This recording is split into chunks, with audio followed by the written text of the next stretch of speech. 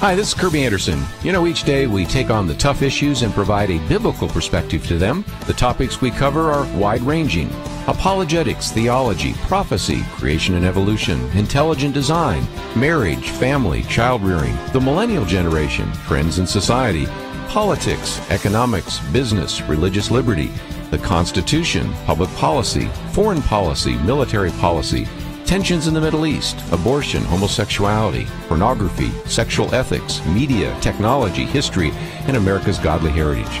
We talk about anything that affects your faith, your family, or your freedom. So don't go anywhere, because Point of View starts right now.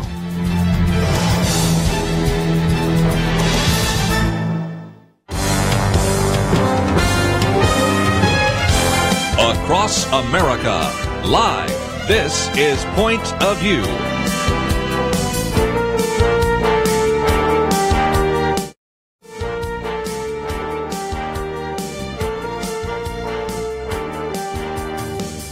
And now, Kerby Anderson. Thank you for joining me today here on Point of View. We've got a lot to talk about over the next couple of hours, and I hope that you'll stay with us. A little bit later in the next hour, Kay Bennett will be with us with the Baptist Friendship House. We'll talk about what we can do to reach out to those who are homeless and how we can maybe learn some lessons from what she has been doing, what they've been doing for many years to reach out to the poor and downtrodden. And in the next hour, we'll be talking with Peter Schweizer. I wanted to get into this issue of insider trading. This has to do, of course, with something that is going to affect the midterm elections, because you have an individual who has run for a number of years in the state of New York, Representative Christopher Collins, who has been indicted and arrested and I think will eventually be incarcerated for insider trading. But I wanted to broaden that to help you understand that just because he got caught, he's not the only one out there. And Peter Schweizer wrote about this many years ago. I wrote about it as well, so we're going to get into some of those issues a little bit later in the broadcast. But let me talk just briefly, and I do mean briefly, about some of the things that the mainstream media have been talking about, just to give you some context. And one of those, of course, has been the alt-right attempt, or what was called Unite the Right 2, which was supposed to be this big rally in the nation's capital, which turned out about 24 white supremacists. Now, that should be reason enough to say we wouldn't talk about it. But, you know, I've got this one from CNN, and the story goes on for pages. They put together a panel to talk about it. And, you know, somewhere along the line, I think there is a sense of at least talking about it. But I do love what our good friend Ed Stetzer said. He said, you know, about 25 white nationalists march in D.C., yet the coverage has filled cable news today. He said, maybe we should ignore them like we ignore the Westboro Baptist Church. Now, if you're not familiar, Westboro Baptist is this very racist, highly bizarre kind of church. And I use church in the sense with air quotes.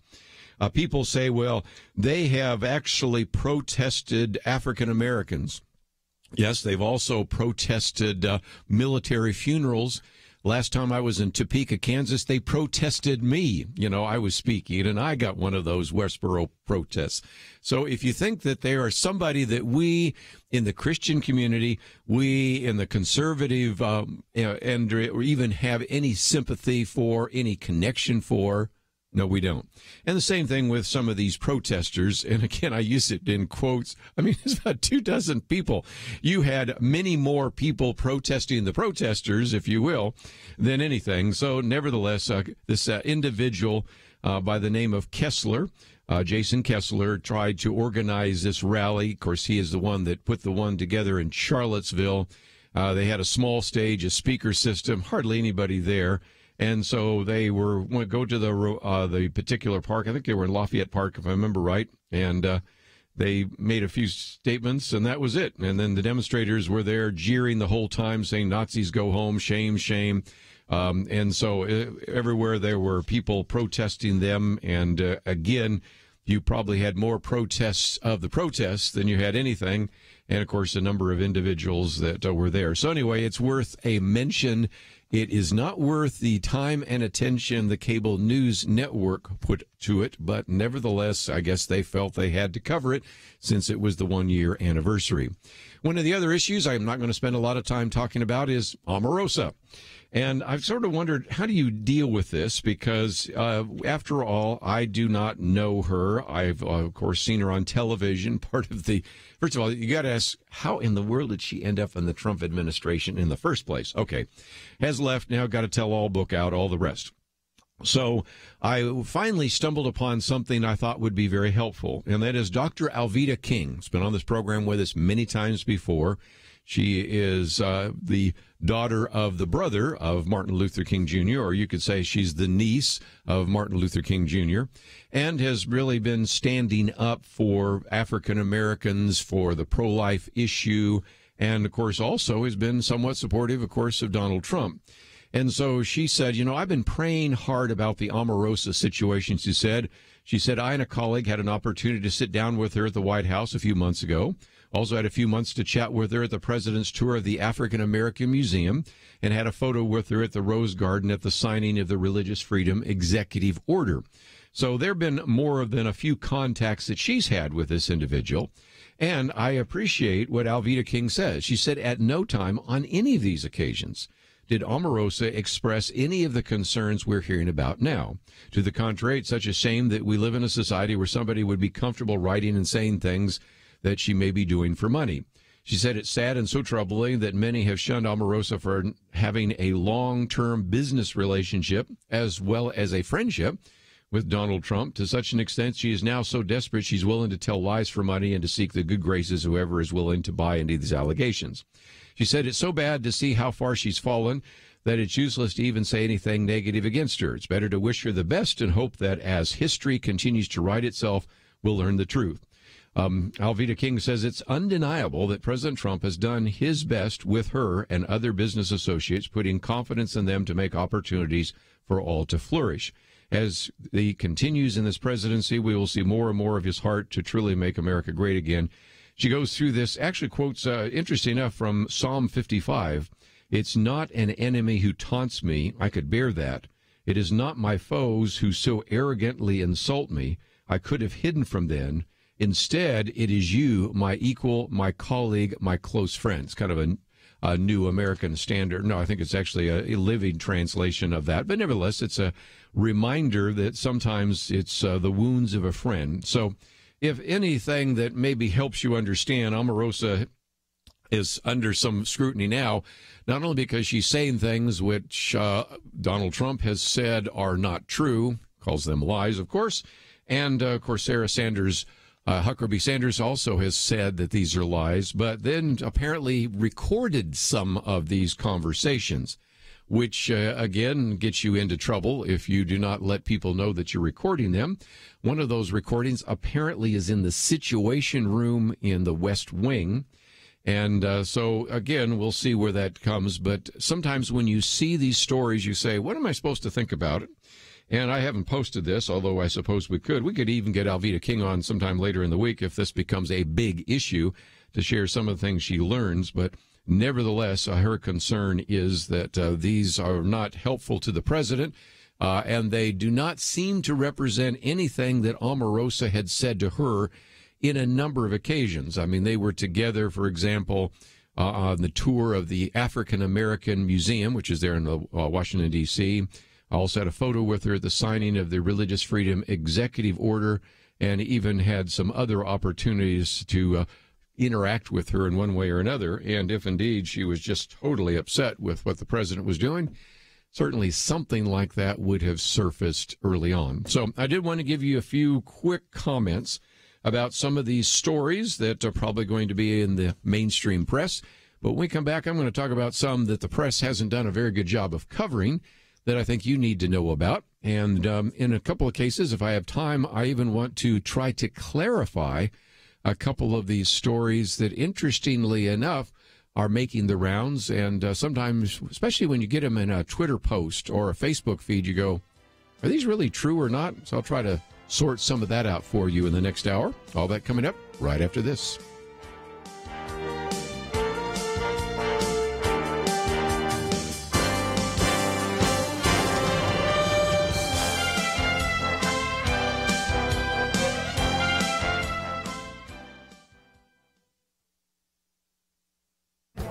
This is Viewpoints with Kerby Anderson. Michael Barone asks a troubling question. Why is it considered liberal to compel others to say or fund things they don't believe? He raises this question in light of the 3 Supreme Court decisions that struck down compelled speech. He wonders why liberals on the court and progressives in society aren't disturbed by attempts to compel speech. In the past, liberal justices like Oliver Wendell Holmes supported free speech and freedom of association. Today, liberal Supreme Court justices don't see a constitutional problem with compelling crisis pregnancy centers to send messages they find repugnant or forcing people to participate in ceremonies prohibited by their religion. David French is concerned that liberals don't understand why conscience is so important to Christians. He mentions 2 articles that lament the fact that Catholic hospitals have restrictions. He has seen this before in other contexts. The secular society essentially says, we appreciate you feeding, housing, and caring for the poor, but you must do it by advancing the worldview we prefer. If you don't, we will pass laws that violate your conscience. We'll call you bigots and misogynists when you resist. He uses an analogy to illustrate how liberals and progressives misunderstand religious faith. He says it's almost like some people believe a religious worldview is like a Jenga tower. You can pull out a few planks without causing a whole edifice to collapse. For critics of religion, they see any religious belief based on conscience as disposable if it contradicts the current politically correct view in society. These narrow Supreme Court rulings, as well as articles complaining about Catholic hospitals that hold to Catholic doctrine, illustrate why it is so important that the right judges and justices are nominated and confirmed to the federal courts. I'm Kerby Anderson, and that's my point of view. Take Kerby and the Point of View team with you on the go with the Point of View app. Search for Point of View Radio at the Apple or Google Play stores.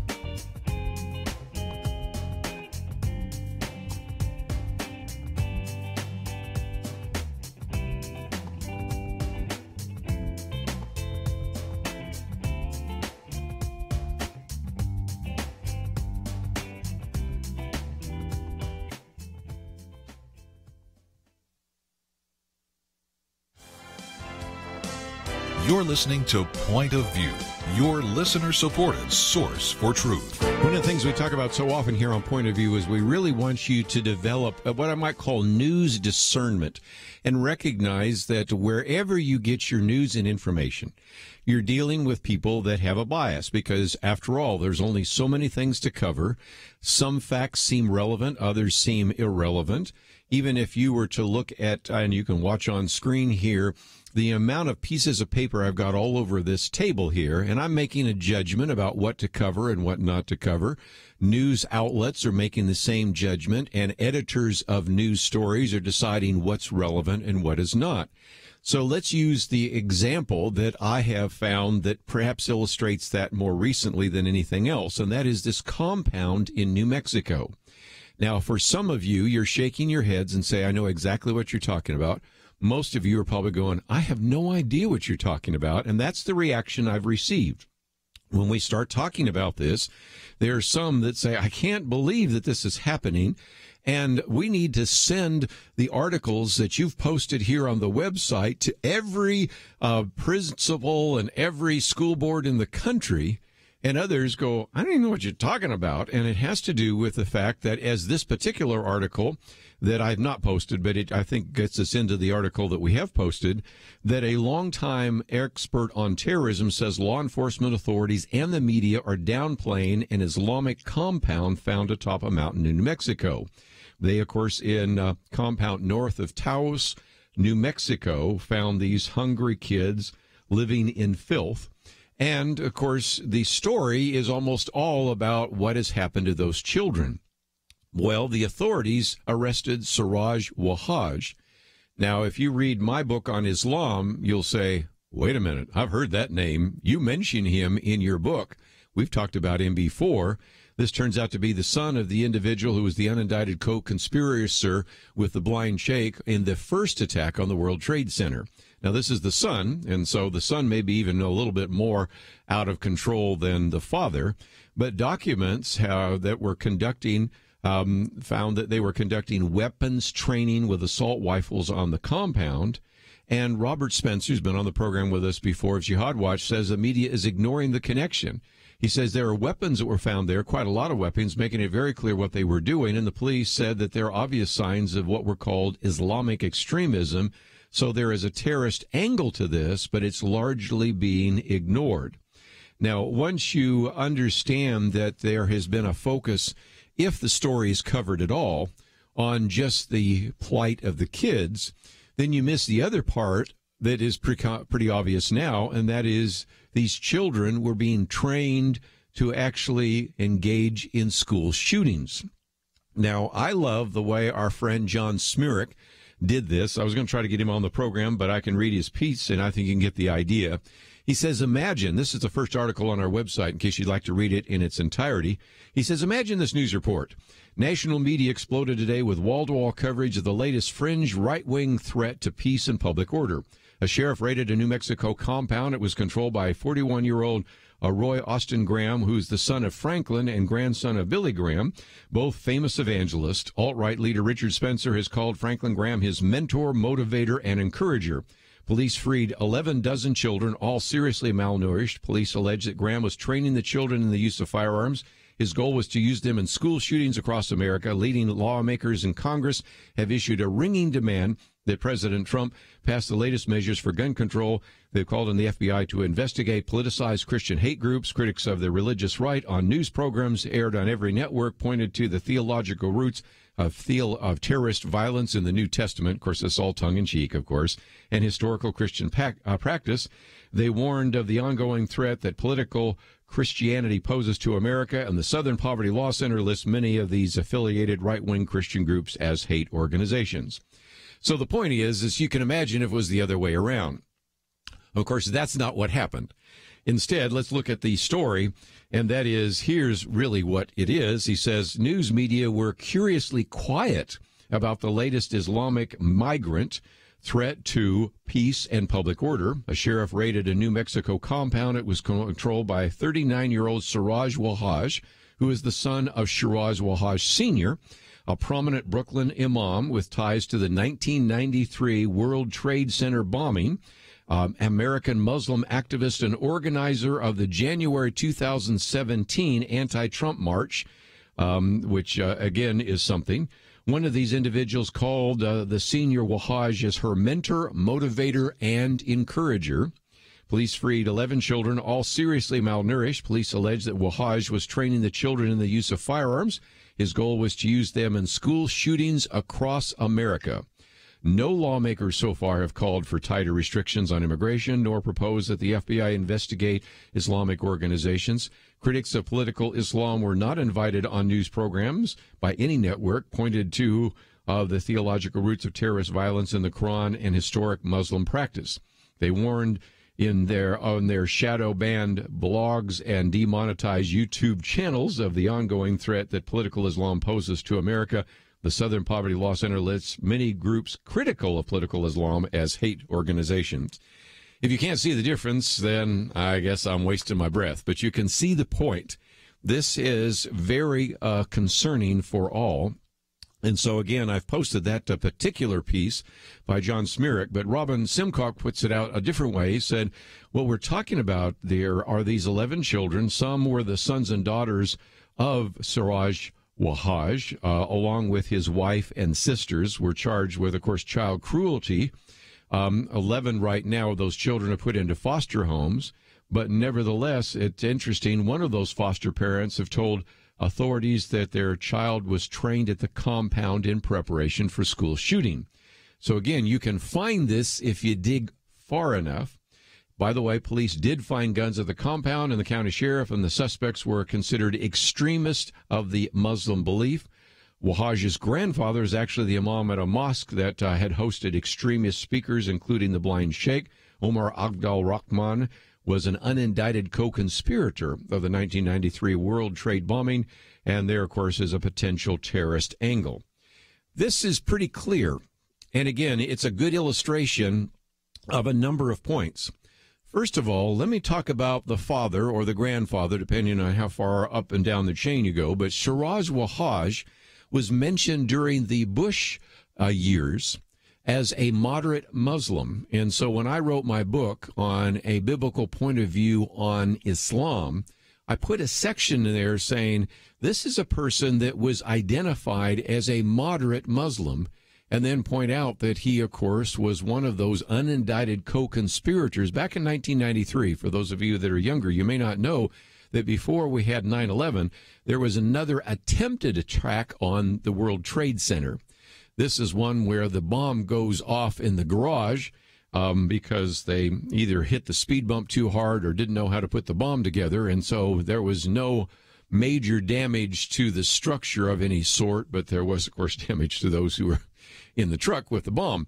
But nevertheless, these were individuals who oftentimes were touted as moderate Muslims, and yet when you look at the kinds of things that they had to say, the kinds of people they associated with, they, I think, were potentially dangerous themselves. So that's point number one before we get now to Siraj Wahhaj Jr.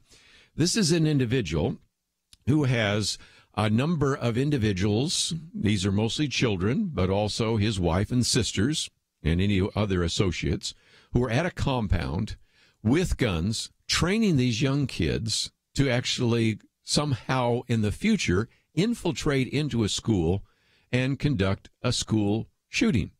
And this, you would think, would be pretty simple for the press to cover. But let me come back to my article here in the Daily Signal. Between January 2014 and July 2017, so not quite 3 years, minors, those under the age of 18, were involved in 34 terrorist plots in Europe, 16% of the total. The youngest was a 12-year-old boy who was detained in December 2016 after attempting to bomb a Christmas market and town hall in Germany. And so the phenomenon of training young children to actually engage in terrorist plots, or in this case, to train young children to eventually become school shooters, is something we hear about occasionally, especially in Europe. But here it happened in the United States. And again, I ask you, pull up your newspaper today, go to a news source or two on the internet, maybe watch a television program tonight, listen to other radio programs besides this one, and ask yourself, how much did you hear about this? And this is why, again, it's really important to pay attention to some of these issues. And if nothing else, I hope that makes you want to pay attention to what we talk about here on Point of View. Got a lot more to talk about, but this case in New Mexico, a great illustration of the need for media discernment and to read widely. We'll be back right after this.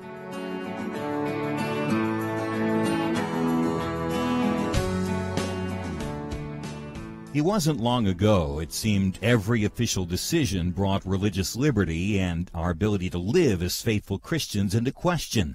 Some of us wondered how long it would be before we were literally forced to choose between obeying God or men.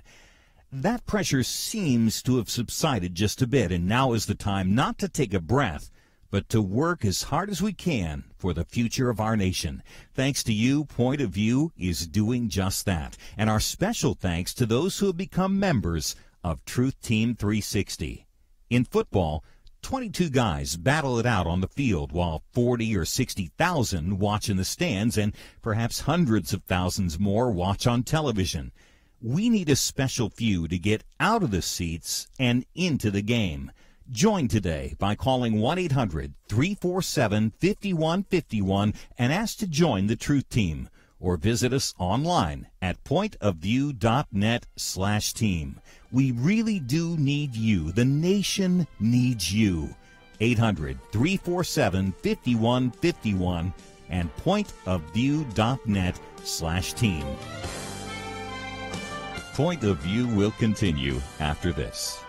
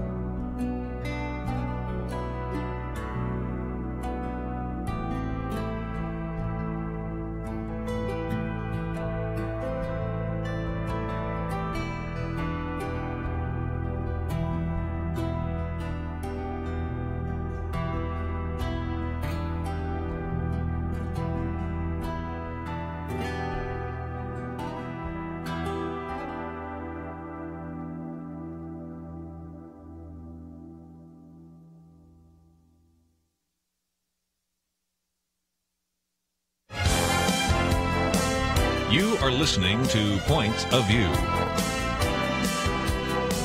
The opinions expressed on Point of View do not necessarily reflect the views of the management or staff of this station.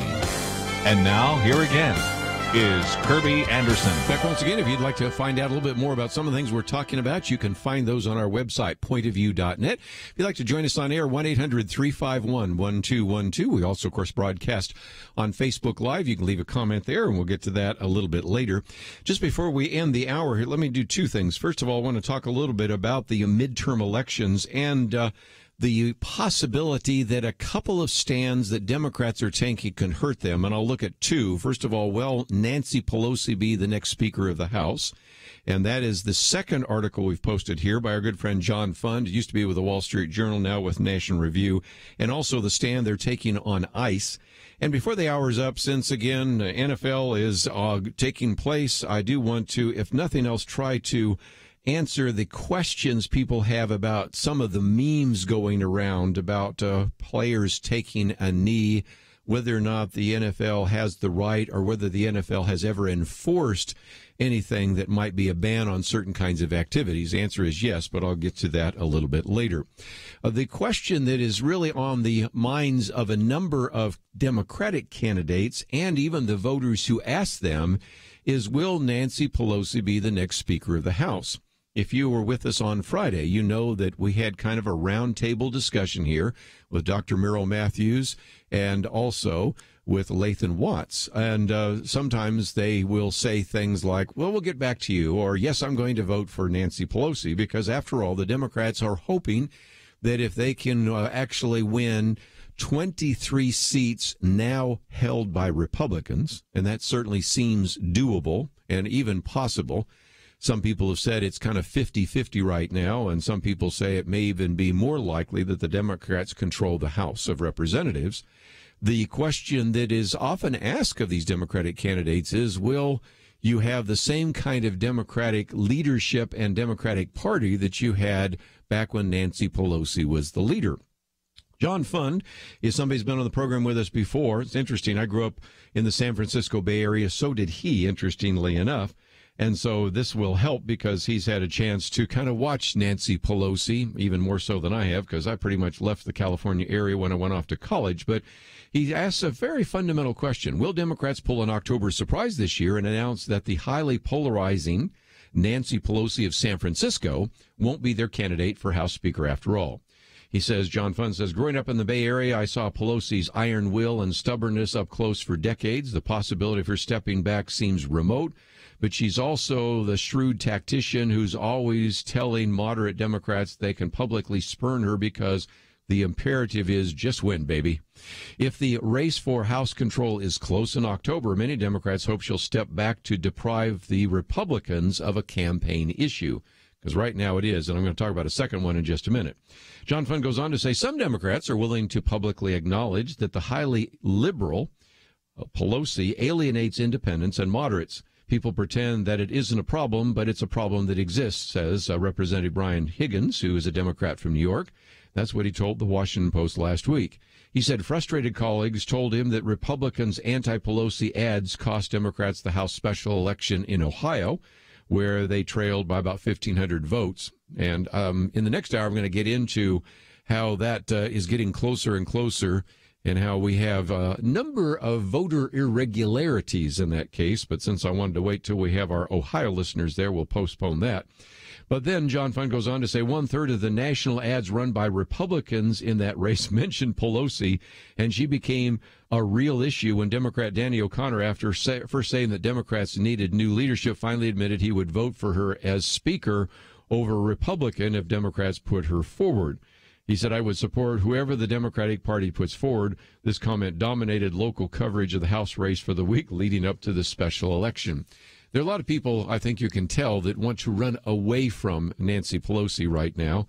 The Democrats want to run away from her. The Republicans love the fact that she is a great opportunity to remind the voters of the fact that even if you're voting for the person, you're also voting for the party. And an individual that is a rookie, a person that's a backbencher, is going to pretty much have to do what Nancy Pelosi or whoever the leadership might be, and won't have a chance to exercise his or her independence in any significant ways. That's somewhat true for the Republicans, but it's true even more so for the Democrats. Again, I look at history, and you can kind of see how that plays out. Nevertheless, Higgins, who we mentioned just a minute ago, says that challengers in other competitive districts are getting the same treatment when it comes to Nancy Pelosi. He says they're stuck with that question, and they do not deal with it well. You equivocate, and it jams you up, and it costs you votes. And the point is they're making, and John Funn says that as Nancy Pelosi has become toxic enough that NBC News reported on Friday that she might have trouble winning the necessary 218 votes for Speaker, even if Democrats become a majority in the House. At least 42 of the party's nominees for House seats have declared that they will not back Nancy Pelosi, and 9 incumbent Democratic lawmakers are on record opposing her, bringing the total to 51. An additional 34 Democratic nominees are neither for or against Pelosi, who has led the party in the House since 2003. Donna Edwards is a former Democratic congresswoman of Maryland, supported Pelosi when she was in the House, but said on Meet the Press yesterday that if Democrats win back the House in November, the current nervousness of their candidates about Pelosi doesn't mean they'll abandon her if she runs for Speaker. Here's what Donna Edwards said. She said, Nancy Pelosi is the best vote counter ever, and she's not going to run for Speaker unless she believes she can get the votes to do it. But you know what? I think she deserves it. I mean, she's already raised almost $90 million for Democrats across the country. She knows that. You know that. She can be a lightning rod. And you know what she says? She says, just win, baby. Because she knows that when they come in, they're going to have to make that decision. She's the one who brought them there. So the point is that, yes, there's a possibility that Nancy Pelosi will step down. And, of course, if she doesn't have the votes, maybe she will. Nothing could be more embarrassing to Nancy Pelosi, is right now the minority leader in the House, than to run and lose. But at the same time, she will be able to call in a lot of those chits that we talk about, because she will be able to simply say, look, I raised $90 million. By that time, it's probably going to be about $120 million for the Democratic Party to actually help you in your campaign. And now you owe it to me to vote me into the Speaker's chair once again. So we'll see where that goes. But nevertheless, one of the negatives right now is Nancy Pelosi. A second one has to do with ICE. What started out is kind of a bumper sticker and a slogan, that is, abolish ICE, has now become a big issue. Now, when I say ICE, I'm talking about Immigration and Customs Enforcement Agency. And again, if you want to really put some perspective on this, 15 years ago, in 2003, as early as I can find, you had some activists calling for the dismantling of ICE. Back then, they were saying that they were violating civil rights. And, of course, under the Bush administration, you can see how some of the Democratic activists said that. When Barack Obama took over in 2009, they sort of said, well, maybe we just won't bring that up as much, or maybe we can hope to radically change that. But now that Donald Trump is there, and more importantly, now that you have self-described socialists like Bernie Sanders and Alexandria Ocasio-Cortez, they're now, in a sense, saying we need to put as part of our party platform abolishing ICE. Now, you might say, well, people running for the presidency are not going to do that. Oh, yes, they are, because you can identify most of the people running right now, whether it's senators from New York, New Jersey, California, Vermont, all of them just about seemingly are for that.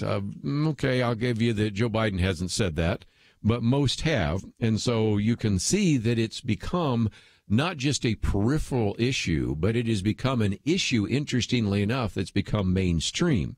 And, of course, Republican candidates who have not only have capitalized on this with the Nancy Pelosi question, also have capitalized on this as well as an effort to paint their Democratic opponents as extreme, especially when there are members of the Democratic Party right now that are comparing immigration officials to the Nazi secret police. I'm not making this up. This is the kind of comments that are being made right now. So, again, if you think that the idea of abolishing ICE is a bad idea, and it is, the only comeback that I can come up with, and I've got a commentary coming out next week on this, is that maybe some of the Democrats would say, well, yeah, but what about you Republicans that wanted to abolish the IRS? That was a Ted Cruz idea.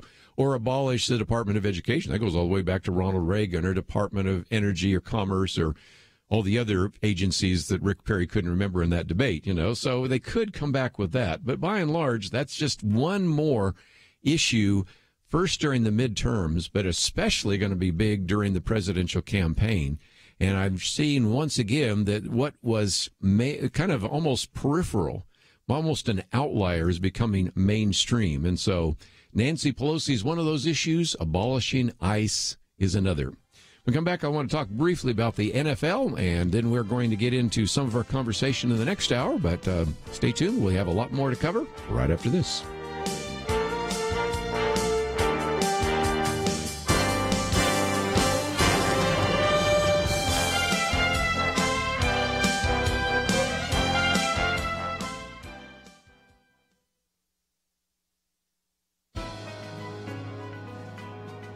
Welcome to the First Liberty Briefing. I'm Jeremy Dice.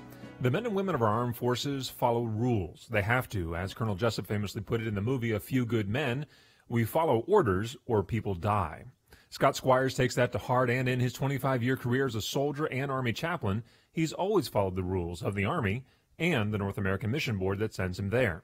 When he learned that one of his soldiers wanted to attend a marriage retreat he was leading as an Army chaplain, he knew he had to follow the rules. He did, and found himself in trouble.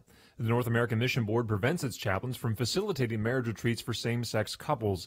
The Army respects that, and their rules allow chaplains to find another chaplain who can lead such a retreat. So that's what Chaplain Squires did. He thought that would be the end of it, but an Army investigator thought otherwise and recommended that Squires be charged with dereliction of duty.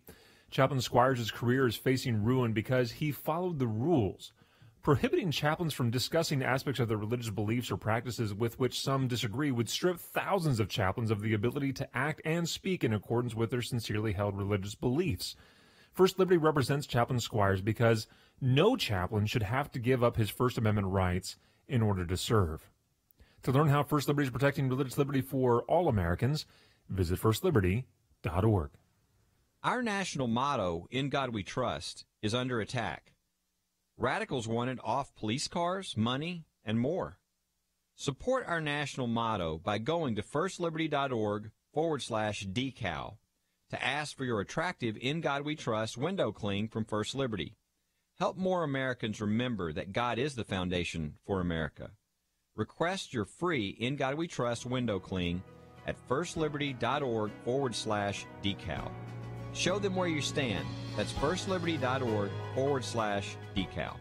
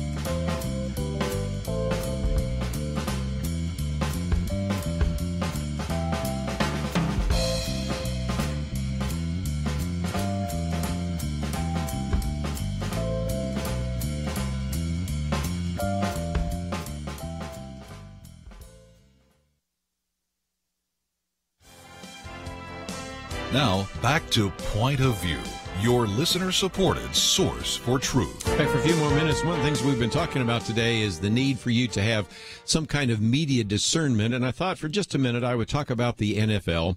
We, of course, have NFL preseason games taking place right now, and the whole question about whether or not the NFL can ban kneeling. Of course, some of the owners are talking about that, Jerry Jones and others.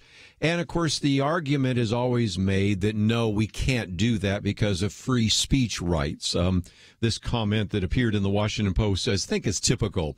The threat to free speech rights from the White House is unmistakable. If NFL owners do as the president asks, no matter what justification they give, the bedrock principle that the government cannot abridge the free speech rights of individuals will have been breached. Well, first of all, that fails to understand that when you work for a company, you do lose a few of your free speech rights. I mean, they can determine what you say and when you say it and how you treat your customers. They can determine what you wear. Even when we've had some of these debates about religious liberty, I mean, they could say, look, if you want to wear a cross, fine, but tuck it in your shirt, tuck it in your blouse because we don't want it outside. And, of course, they could also... but, of course, if they also say there's no problem with wearing a hijab, then they got to be, fair about that. But the bottom line is we all know that when you go and work for a company, you lose some of your free speech rights. And so the argument is, well, yes, but the NFL has always valued free speech, and it's always allowed its players to say things and to do things any time they want. Well, that gets back to the reason I'm bringing this up. If you are on Facebook or Twitter, I've seen this mostly on Facebook, but I think you can find it on Twitter as well, you'll see that one piece by Robert Jackson shows up time and time again. And it talks about in 2012, the NFL had an issue with Tim Tebow kneeling for each game to pray. They also had an issue with him wearing the John 3:16 as part of his blackout. 2013, the NFL fined Brandon Marshall for wearing green cleats to raise awareness for people with mental health disorders. 2014, Robert Griffin III entered a post-game press conference wearing a shirt that said, "No Jesus, no peace," but was forced to turn it outside. 2015, D'Angelo Williams was fined for wearing the Find the Cure eye black for breast cancer awareness. 2015, William Gay was fined for wearing purple cleats to raise awareness for domestic violence. 2016, the NFL prevented the Dallas Cowboys from wearing a decal on their helmet in honor of 5 Dallas police officers killed in the line of duty. 2016, the NFL threatened to fine players who wanted to wear cleats to commemorate the 15th anniversary of 9/11. By the way, they actually let them do that. And so the point they were making is, don't tell me that the NFL allows for free speech, because we have all of these examples. Now, what I get from time to time is people say, is that really true? One of the things, even in my Sunday school class, we have a little form that you can fill out at the back of the room there, and it's called Ask Kerby, and some questions come out. And one of the questions I get is, okay, I've seen this tweet. Is it really true? And for the next couple of minutes, let me just take the 5 of the examples to make the case that, yes, I'll give you the bottom line. They are true. For example, you will see, as we mentioned before, that Tim Tebow actually was running afoul sometimes because of the things that he was doing. You know, of course, the kneeling issue was one of those, but also the idea that there was criticism of, the eye black that he would wear and have John 3:16. Of course, you might remember he wore that during a playoff game, and they actually did really well, and later found out that he passed, for 316 yards and had the ball for, 31.6 minutes, all sorts of things. It was that's kind of one of those interesting correlations that everybody found very interesting. So, first of all, the one about Tim Tebow, true. 2013, NFL fined Brandon Marshall for wearing green cleats, and this was in an attempt to raise awareness for people with mental orders. And again, Marshall, then a wide receiver with the Bears, had been very public about his battle with personality disorder and wanted to do something to draw attention to Mental Health Awareness Week. And this should have been probably very uncontroversial, but nevertheless, we can take solace in the fact that the $10,500 fine that Marshall received made his cause that much more visible, but still an example, as you might say, of not really interested in free speech. So not only did he become fined for it, but the fine was, I would think, pretty substantial. 2015, we mentioned Robert Griffin III. He was in a post-game press conference, comes in where it said, "No Jesus, no peace," no K-N-O-W. And I thought it was really well done. It was kind of a turn on the no justice, no peace, but instead was a biblical reference to that as well. And so nevertheless, he had to turn it inside out. And that is true. It was said at the time, well, it's because the shirt wasn't a Nike product. But I think that was just simply an argument that, well, we just don't want you wearing that T-shirt at the press conference. So there we go again. 2 more that we'll pick up here. William Gray, fined for bringing attention to domestic violence. You would think this one would be one where they might, in that particular case, have decided to turn a blind eye to it, because, after all, this has been a real issue, as we all well know, here in the NFL. But again, turns out that this one is true as well, fined for trying to bring attention to the issue of domestic violence. And again, you got to recognize he was simply wearing purple cleats. At this point, when you're starting to talk about Brandon Marshall wearing green cleats and you have William Gay wearing purple cleats, you would think, no harm, no foul. Nope, didn't work out in that case. And then, of course, the last one, for many of our Dallas listeners, they're already aware of the fact that the NFL prevented the Dallas Cowboys from wearing the decal on the helmet in honor of those police officers who were killed back in 2016. Protesting the police is protected. Standing up for them is not. This decade has been truly kind of upside down. And so if you don't see the irony of this, you can't honor the police that were killed, but we can allow individuals to kneel and protest the police in another situation.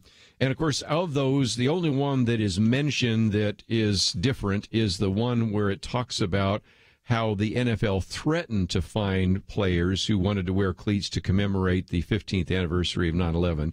And that one, it says threatened, and that is true, too, because they did not actually pay a fine, and they only were threatened with it. But the NFL, in that case, backed off.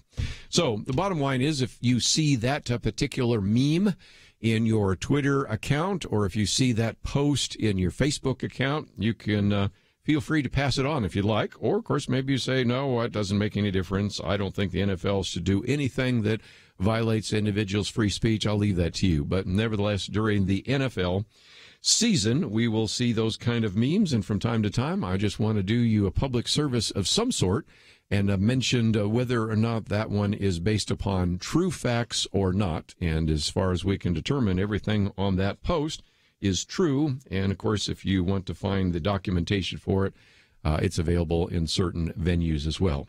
Let's take a break, though. When we come back, I want to spend a little bit of time talking about this close election in Ohio, since we'll have our Ohio listeners with us. And this one is intriguing, to put it mildly, because if indeed we have as close a race as we did in the 12th district in Ohio, we've got a problem. At least 170 voters in that particular congressional district are at least 116 years of age or older. The reason we mention that is the oldest living person in the world is 115 years of age. So obviously we have some discrepancies in the voter rolls, and that's just the starting of some other really important issues we'll talk about right after these important messages.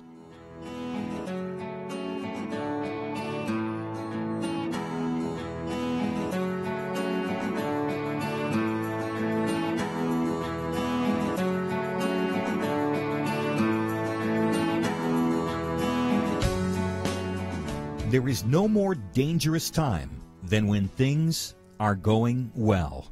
Remember Elijah on Mount Carmel? Fire came down. There was no doubt who was God, but what happened next? He went from amazing faith to a time of great fear and depression. Many Christians have been very thankful a certain Democratic candidate for president was not the one to nominate two replacements for the Supreme Court. But as with Elijah, times of great victory are also times of great danger. Moments like this are not the time to take it easy. This is not the time to let our guard down. This is a time to double down on our work in the community, to serve and pray and plan and invest in a better future. This is the time to join Point of View's Truth Team 360 to make sure today's promising gains are not lost tomorrow.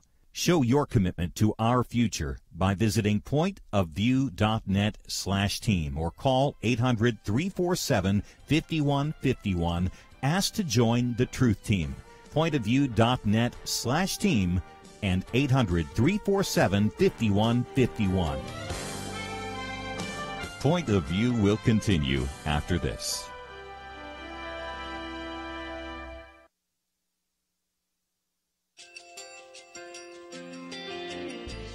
I just want to thank you so much for all the wonderful programming you have. You're just absolutely fantastic. I recently started listening to Point of View, and I really found it interesting because of the different subjects you cover. Thank you for that. I really appreciate everything that you do in keeping us informed. Thank you, Kerby, for everything that you have been doing. I appreciate all the work that you're doing, advocating for the Word of God. Thank you so much. Point of View, I think, is absolutely necessary because it's a Christian perspective, a biblical worldview perspective, and receive very current, up-to-date information. about what is really going on, week to week in our culture, which is changing so rapidly, and yet it's morally sliding backwards. Yeah, I'm just, first of all, I thank you guys. Y'all's program is wonderful, and enjoy it every day. I learn so much every time I listen to it. Point of View Radio Talk Show.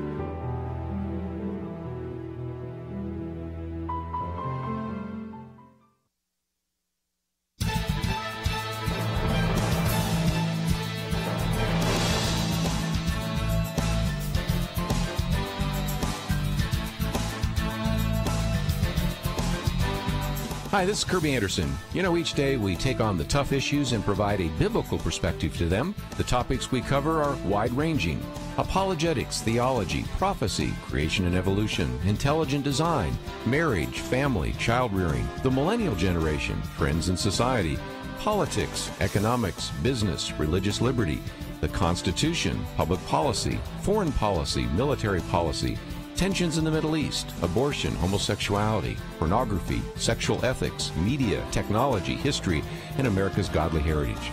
We talk about anything that affects your faith, your family, or your freedom. So don't go anywhere, because Point of View starts right now.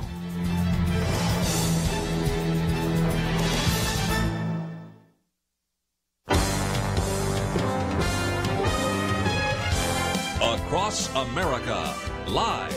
This is Point of View.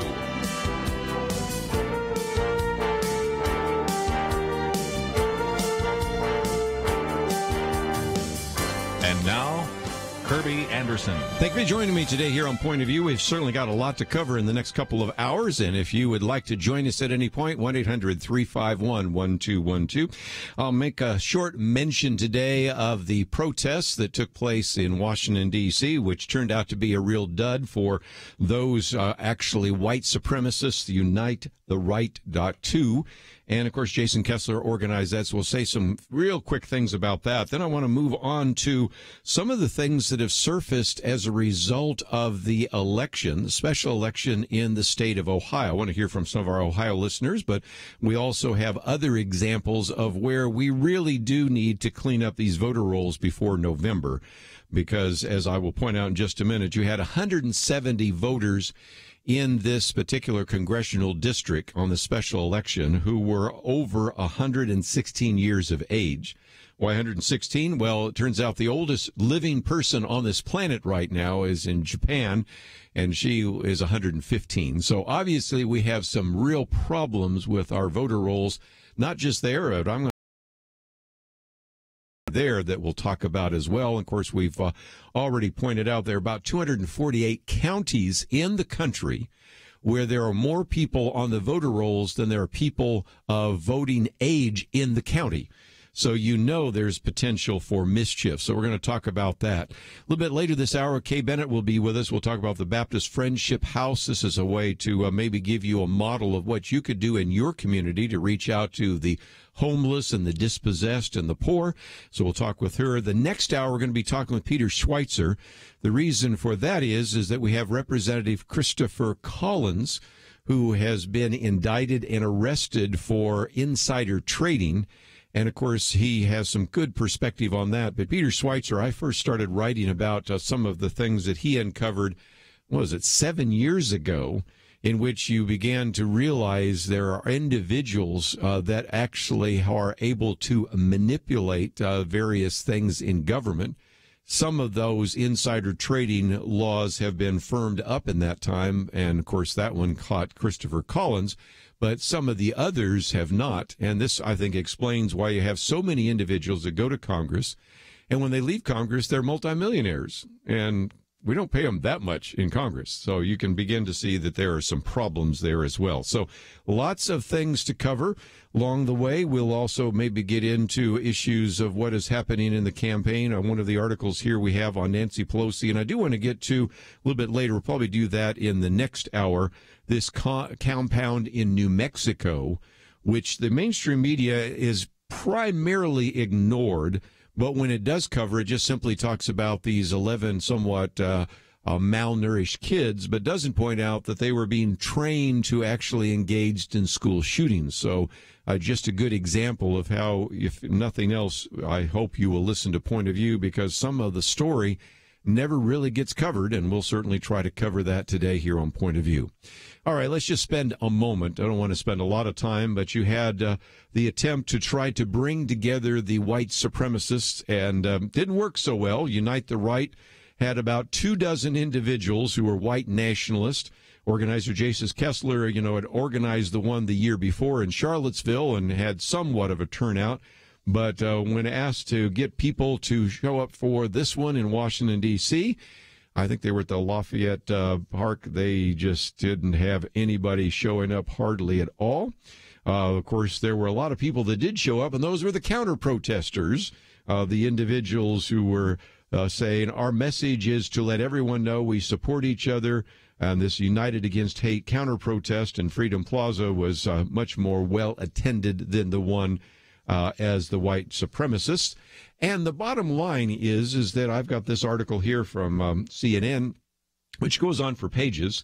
They also organized a panel to talk about this, and it really is worth ignoring. I think it's not worth the attention at all. And I love what our friend Ed Stetzer said the other day. He said about 25 white nationalists marched in D.C., yet the coverage has filled cable news today. Maybe we should ignore them, you think? Like we ignore the Westboro Baptist Church. He said today they got what they wanted. And if you're not familiar with Westboro Baptist Church, that is a church, and I can use air quotes to say it's not really even a church, but these are individuals that have protested military funerals. They've gone after all sorts of individuals. Matter of fact, last time I was in Topeka, they protested me. So, this is not a church by any stretch of the imagination. It is worth ignoring.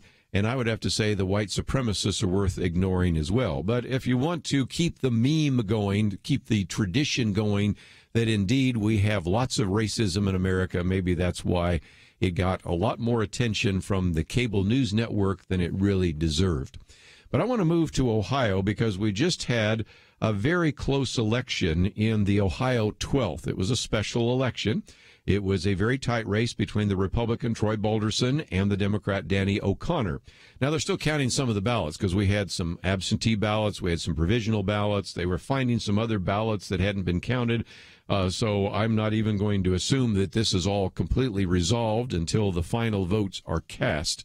But the point I really want to make is simply this. The research director for the Government Accountability Institute said that there were 170 registered voters in Ohio's 12th congressional district that are listed as being over 116 years old. And the reason we pick that number is because the oldest living person is a 115-year-old resident of Japan. So that means about 10% at the time of the margin of victory for Balderson could be tied to those individuals. Now, again, interestingly enough, when you have 72 individuals over the age of this who are actually in that election and who seemingly cast ballots, we've got a problem. As a matter of fact, when you go back, you can see many of the voters in Ohio's rolls list their birthdays as January 1, 1800. So it's very obvious they don't even have the right birthday. And so that would make them 218 years of age. And so something is clearly amiss. Add to that the fact that, as I pointed out just a minute ago, we have 248 counties in this country that have more names on the voter rolls than we have total number of people voting. And now this one, a story just came out from last week in northeastern Georgia, a precinct that had nearly twice as many ballots cast in their primary election in May as there were total registered votes. So it isn't just that we have more people registered than actually people in the county or in the precinct, but in some cases we have more people voting. And what I think one of them said it was like a 270% turnout for that particular precinct. It illustrates a point. It is time to clean up the voter rolls.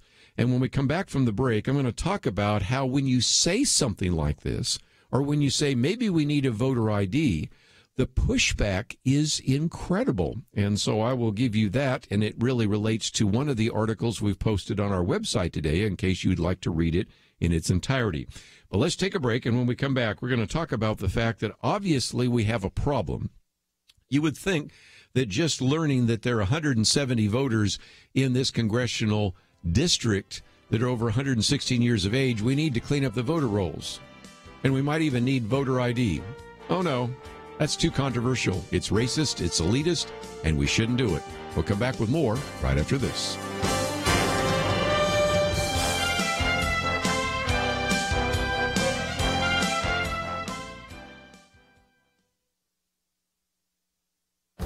This is Viewpoints with Kerby Anderson. Michael Barone asks a troubling question. Why is it considered liberal to compel others to say or fund things they don't believe? He raises this question in light of the 3 Supreme Court decisions that struck down compelled speech. He wonders why liberals on the court and progressives in society aren't disturbed by attempts to compel speech. In the past, liberal justices like Oliver Wendell Holmes supported free speech and freedom of association. Today, liberal Supreme Court justices don't see a constitutional problem with compelling crisis pregnancy centers to send messages they find repugnant or forcing people to participate in ceremonies prohibited by their religion. David French is concerned that liberals don't understand why conscience is so important to Christians. He mentions 2 articles that lament the fact that Catholic hospitals have restrictions.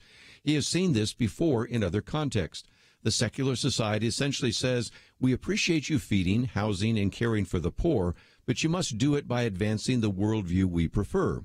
If you don't, we will pass laws that violate your conscience. We'll call you bigots and misogynists when you resist. He uses an analogy to illustrate how liberals and progressives misunderstand religious faith. He says it's almost like some people believe a religious worldview is like a Jenga tower.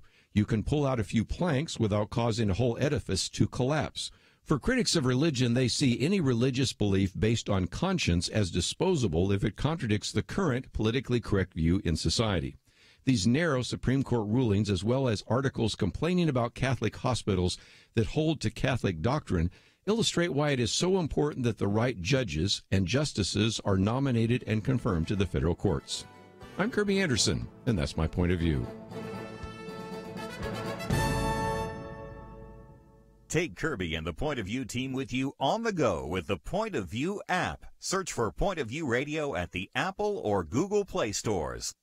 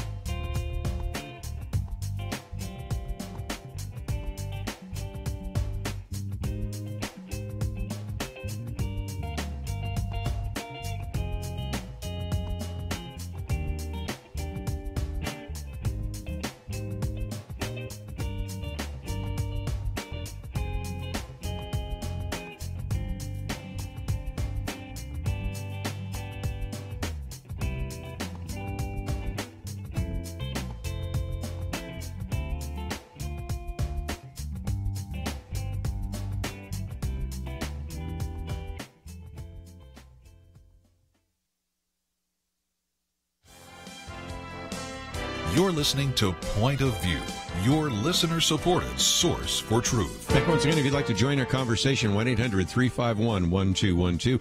Again, if you're just joining us, let me just mention that one of the things that has come from the Government Accountability Institute is you had 170 registered voters in Ohio's 12th congressional district. That was the race between the Republican Troy Balderson and the Democrat Danny O'Connor, in which you had 170 of these registered voters that listed at least 116 years of age or older.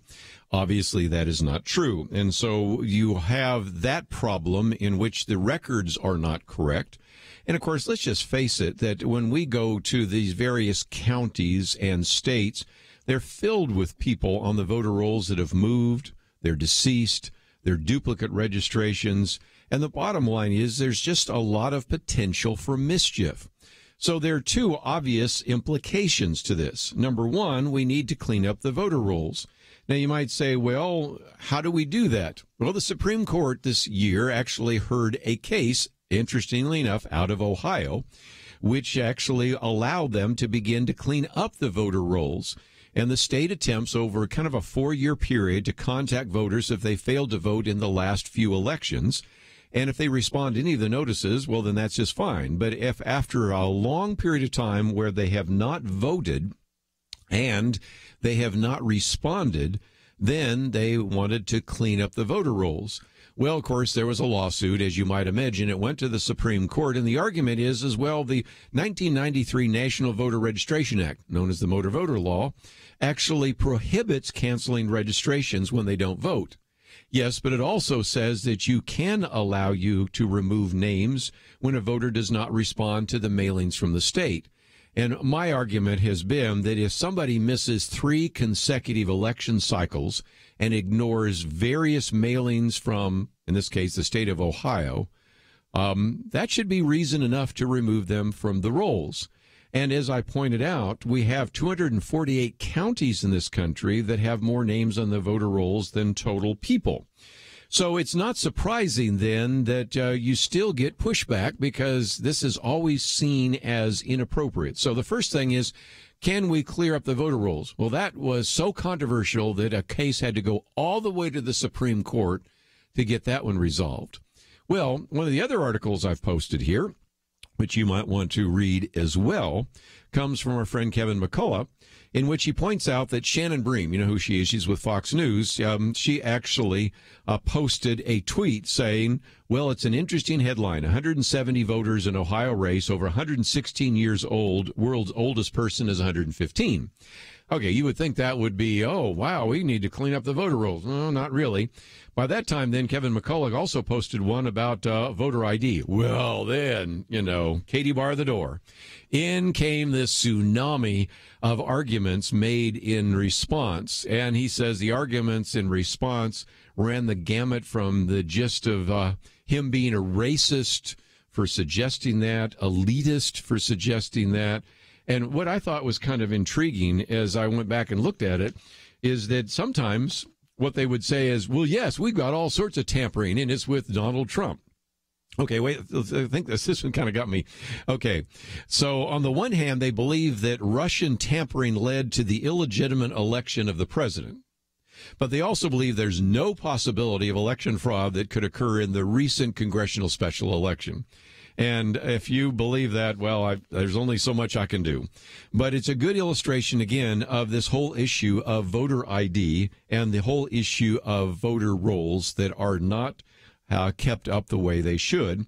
And in Kevin McCullough's piece, he also points out, of course, you have that one particular precinct in northeastern Georgia that had nearly twice as many ballots cast in their primary elections in May as there were total registered voters.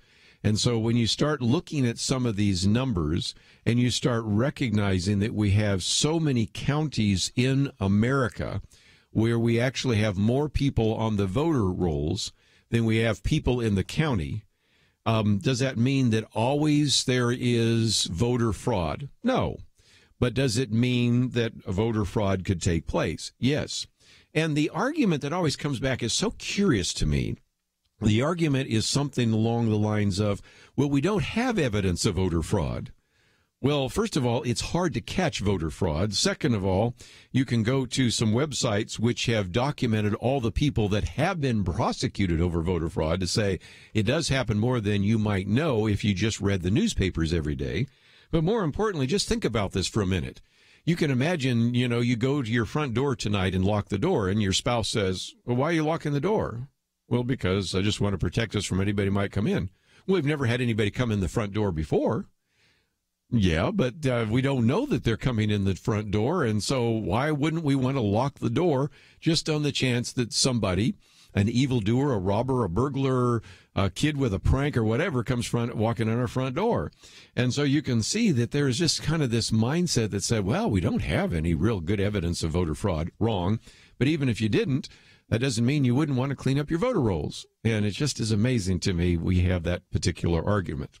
There is one other one that is surfaced out of the Ohio campaign, and it is the second article I've posted as well.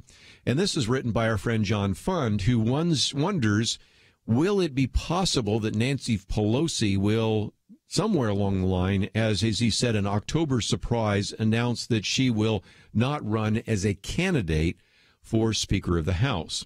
He says, growing up in the Bay Area, I think he grew up in Walnut Creek, if I remember right, Pelosi's iron will and stubbornness was up close for decades. The possibility of her stepping down seems remote, but she's also a shrewd tactician who also recognizes that sometimes she has to let moderate Democrats to actually spurn her under the imperative, just win, baby. And so he says, if the race for the House is close in October, many Democrats hope that she'll step back to deprive the Republicans of a campaign issue. And John Fund goes on to say some Democrats are willing to publicly acknowledge that the highly liberal Pelosi alienates independents and moderates. Got a quote from Brian Higgins from New York, a Democrat. People pretend that it isn't a problem, but it's a problem that exists. And he said frustrated colleagues told him that Republicans' anti-Pelosi ads cost Democrats the House special election, which we just mentioned here in the 12th congressional district in Ohio, where they trailed by only 1,500 votes. 1/3 of the national ads run by Republicans in that race mentioned Pelosi, and she became a real issue when Democrat Danny O'Connor, after first saying that Democrats need new leadership, finally admitted that he would vote for her as a speaker over Republican if Democrats put her forward. And so the whole question is whether or not she has become toxic, and that's exactly what John Fund says. Nancy Pelosi is toxic enough that the NBC News reported on Friday that she might have trouble winning the necessary 218 votes for Speaker, even if Democrats become a majority of the House. So this is now a quote from the NBC News. The NBC said at least 42 of the party's nominees for House seats have declared they will not back Pelosi, and 9 incumbent Democratic lawmakers are on record opposing her, bringing the total to 51. Then NBC News goes on to say an additional 34 Democratic nominees are neither for nor against Pelosi, who has led the party in the House since 2003.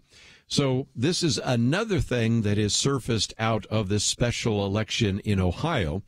Who would have guessed that the special election in the 12th congressional district in Ohio would have generated 2 issues? But number one, it I think illustrates only so well the problem of having, again, as we just mentioned a minute ago, 170 registered voters who are over the age of 116 years of age. Obviously wrong. Matter of fact, I might even mention when you go back and look at some of the numbers, some of them, as I mentioned before, have a birth date of January 1st, 1800. So it's obvious people are just putting in random numbers.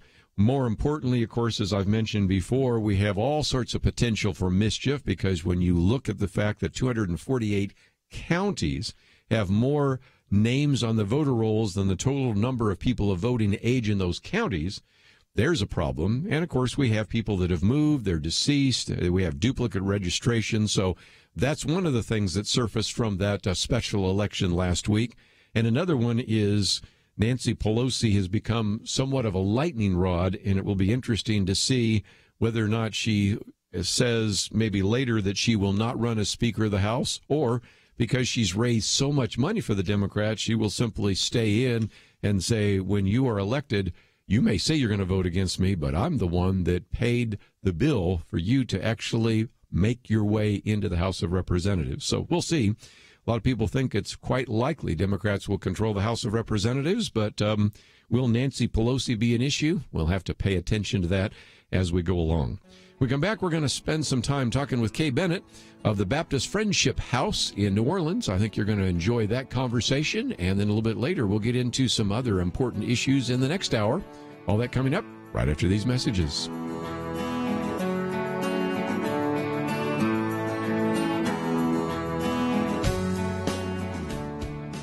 It wasn't long ago, it seemed, every official decision brought religious liberty and our ability to live as faithful Christians into question.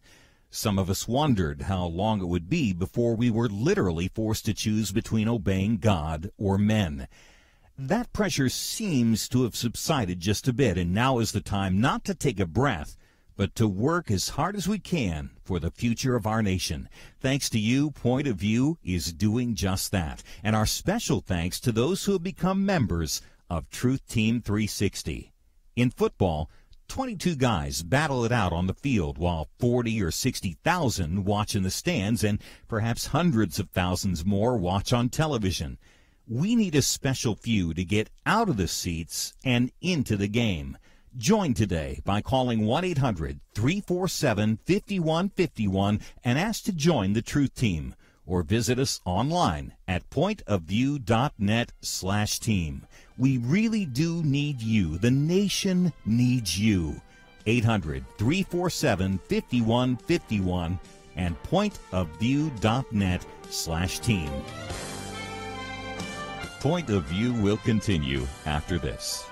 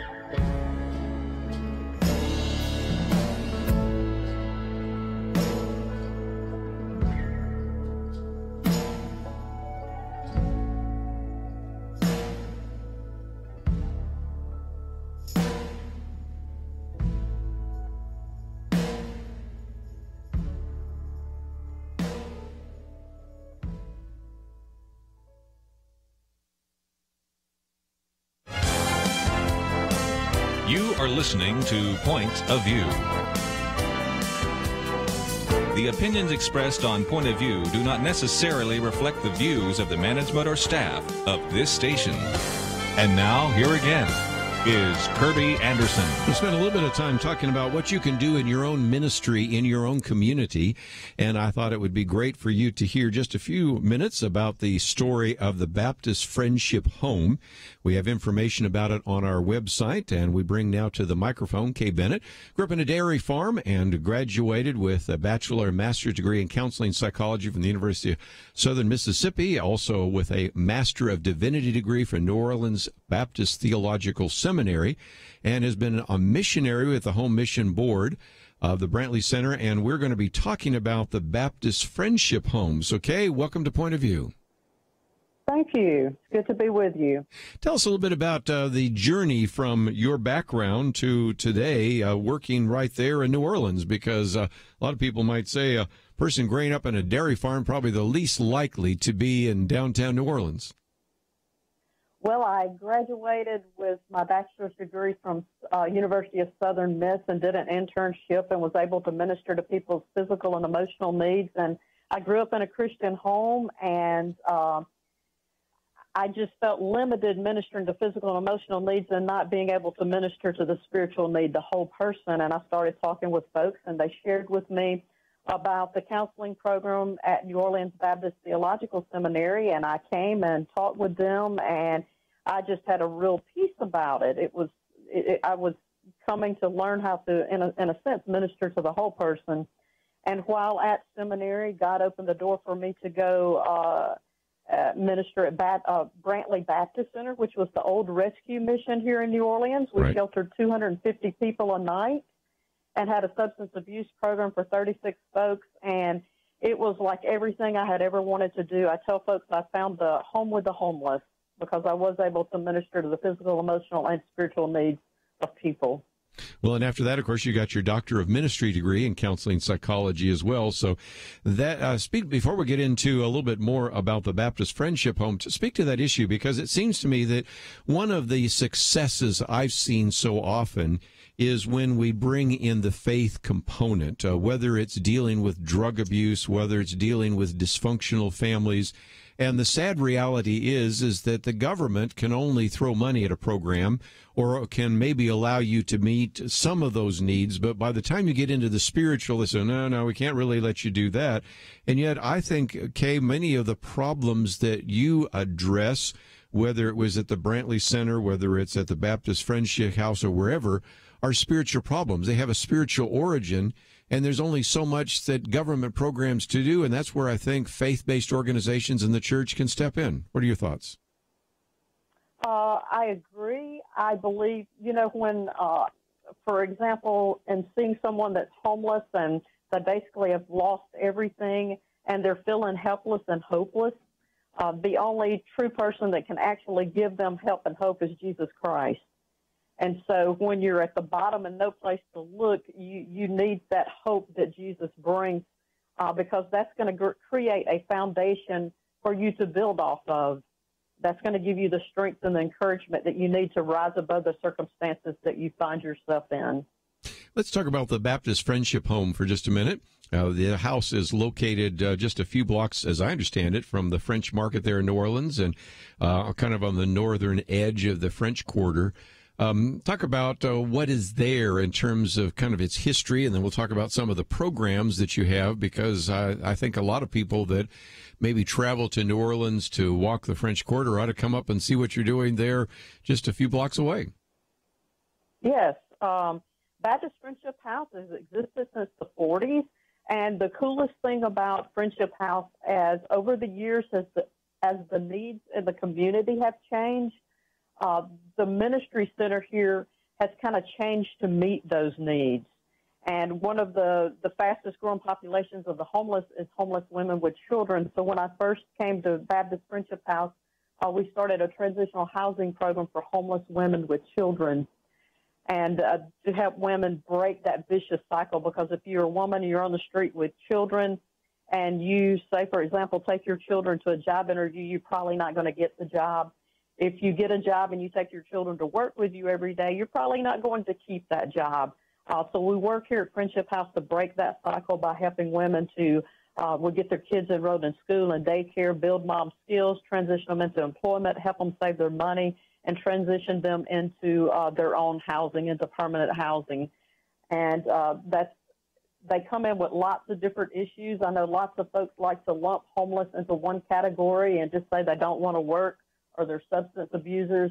But there's many issues. I see a lot of women getting out of domestic violence situations, which is probably the number one thing. And then also out of that, we have gotten human trafficking survivors that become homeless. Once they're rescued, they're homeless. So In our homeless ministry, I actually found that the human trafficking ministry kind of connects in 3 different ways. My homeless are very vulnerable to being trafficked. Once someone is trafficked and they're rescued, they're often homeless. And the third thing is when someone is maybe induced with drugs or controlled and sold over and over again, day after day, month after month, year after year, when they reach a certain age, many times they're just thrown away like a piece of trash on the street and they end up homeless, and they'll actually walk through our doors for some of our services that way also. Just a few minutes, I'm going to give some of you listening an opportunity to take some action. We'll talk about the backpack ministry, but let me come back to that point you made just a minute ago. The people that don't deal with homeless, and I would say most of our listeners probably don't deal on a basis, day-to-day basis with the homeless, don't realize that, first of all, the number of homeless women with children is one of the fastest growing demographics. And then really just when you talk about homeless, if I were to go out in the street right now with a microphone, Kay, I'm sure a lot of people, I'd say, well, what do you say homeless? And I'd say, well, it's a single guy, or maybe a single woman that's, alcohol abuser or whatever. But at least a third of the nation's homeless are families. And as you point out, they can be mothers that have children. They can be individuals that were trafficked. Could be, in the case of, as you just mentioned a minute ago, the issue of domestic abuse. So the first thing I was hoping we might do with your interview is maybe help people understand that the homeless issue is a little bit more complex and a little more diverse than you might naturally think of it, because maybe your only contact with a person that's homeless is somebody that's on the street corner asking for money, somebody you see maybe on a sidewalk as you walk through town, and it's just a lot more complex, isn't it? Yes, it is. Absolutely. Well, let's, if we can, get into some action. Well, first of all, I just, one more point. You have now housing and day programs and those kinds of things. So that's something else that you've done. Again, those listeners that maybe have homeless shelters in their community, I know a number of years ago, the Baptist Friendship House said, we better get a permit for overnight accommodations because this is a significant issue. And being out on the streets in New Orleans is not like being out on the streets in Minneapolis, St. Paul, but still there are real needs for accommodations. And so that's something else to apply to some of the other communities where they have homeless shelters that are listening to this program right now. Yes. It's important to kind of do a community needs assessment and know what's going on in your area and being able to partner with them so that you can make what they do better. Or if you do a community assessment and find out needs are not being met, then that gives you an opportunity to address those needs yourself. Let's take a break. When we come back, I want to talk about some action items. So if you have something to write with, we're going to give you some information. But again, also it is available on our website today. You can go to the website pointofview.net, and that will link you to the Baptist Friendship House. Or you can go just to baptistfriendshiphouse.org, either way, and then you can find out about some of the issues that we've already talked about. For our listeners in Louisiana, you might actually want to visit it or volunteer if you're nearby. But when we come back, we want to talk about something all of us can do. And so, again, take the time to visit the website.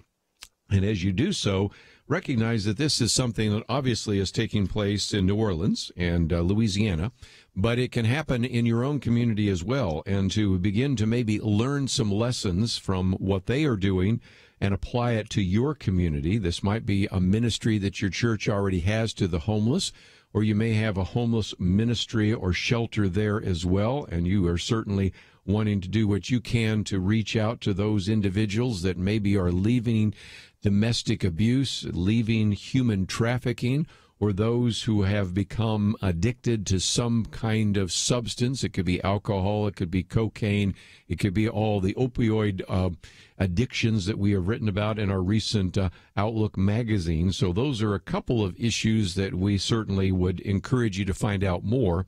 When we come back, though, there's a backpack ministry. We want to talk about that. This is an action item for you to be involved with. And if this is something, as you are thinking about sending your children or grandchildren back to school, you might be able to provide some school supplies for disadvantaged children. We'll talk about what that means and how you can get involved right after these important messages.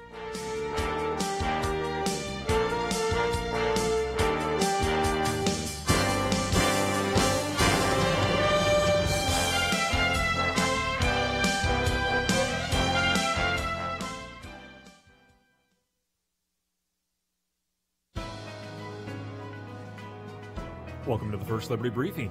I'm Jeremy Dice.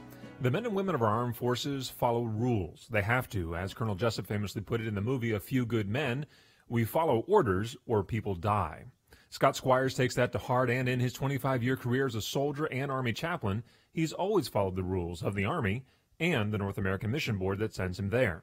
When he learned that one of his soldiers wanted to attend a marriage retreat he was leading as an Army chaplain, he knew he had to follow the rules. He did, and found himself in trouble. The North American Mission Board prevents its chaplains from facilitating marriage retreats for same-sex couples. The Army respects that, and their rules allow chaplains to find another chaplain who can lead such a retreat. So that's what Chaplain Schweizer did. He thought that would be the end of it, but an Army investigator thought otherwise and recommended that Schweizer be charged with dereliction of duty. Chaplain Schweizer's career is facing ruin because he followed the rules. Prohibiting chaplains from discussing aspects of their religious beliefs or practices with which some disagree would strip thousands of chaplains of the ability to act and speak in accordance with their sincerely held religious beliefs. First Liberty represents Chaplain Schweizer because no chaplain should have to give up his First Amendment rights in order to serve. To learn how First Liberty is protecting religious liberty for all Americans, visit firstliberty.org. Our national motto, In God We Trust, is under attack. Radicals want it off police cars, money, and more. Support our national motto by going to firstliberty.org/decal to ask for your attractive In God We Trust window cling from First Liberty. Help more Americans remember that God is the foundation for America. Request your free In God We Trust window cling at firstliberty.org/decal. Show them where you stand. That's firstliberty.org/decal.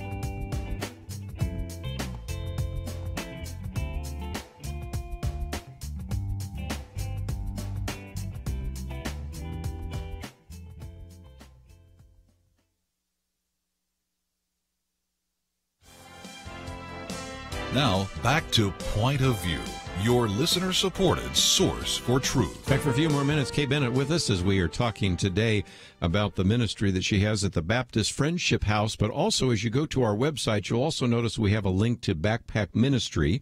This one actually comes out of Georgia, but I know they've cooperated with you, Kay, as well. And there are some real opportunities for us as Christians to have an outreach. Christmas time, for example. Sometimes people will, in various churches, put together shoe boxes to send those overseas or be involved with an angel tree. Right now, as we are in August, school is starting, and I know the one in Georgia just had this outreach to put together backpacks for disadvantaged children, and I would encourage, Kay, for people in any community to look for this opportunity. I'm seeing more and more of the cities and communities doing this, but this is just a great outreach for a church, for Christians to begin to provide resources for those disadvantaged children. So speak to that issue. Are there some ways in which people can partner with you or with other ministries to make a difference in their community? Absolutely. We did 5,000 backpacks in July, and Cinder Leaf provided those backpacks. And you can go to cinderleaf.org and you can see what is the list of the backpacks and what goes, the supplies that goes into the backpacks. But, you know, those backpacks, they meet a need, they build a relationship, and they allow you to change a life by sharing the gospel of Jesus Christ. But we have lots of kids in every city that are in need. And it's a great opportunity for a church to be able to host a backpacking event and then a back-to-school party in which you give the kids in your community backpacks. And again, we have, if you go to the website, baptistfriendshiphouse.org, you have the 5,000 Backpack Project, of what you did in July. Of course, the one that we also have a link there as well that you can see, the Backpack Ministry. That's one that just took place earlier in August. So it may be late for some communities, but I also recognize some kids are not in school yet, and even if they are, they still have those needs. So there are some opportunities at different times of the year, and right now with this sort of this back-to-school mindset, there are just a lot of ways in which I think creative churches and creative families and organizations can make a difference. So there's just one example of something that you've done. But again, what are some other things that you might have? Because again, you've got that kind of the needs list. Even if they've missed the opportunity to give them a backpack, there's still other needs that individuals are going to have in that community. So how can people get involved? Yeah, and we split our backpacks. We got 5,000 backpacks, and we filled 2,000 of them with back-to-school supplies.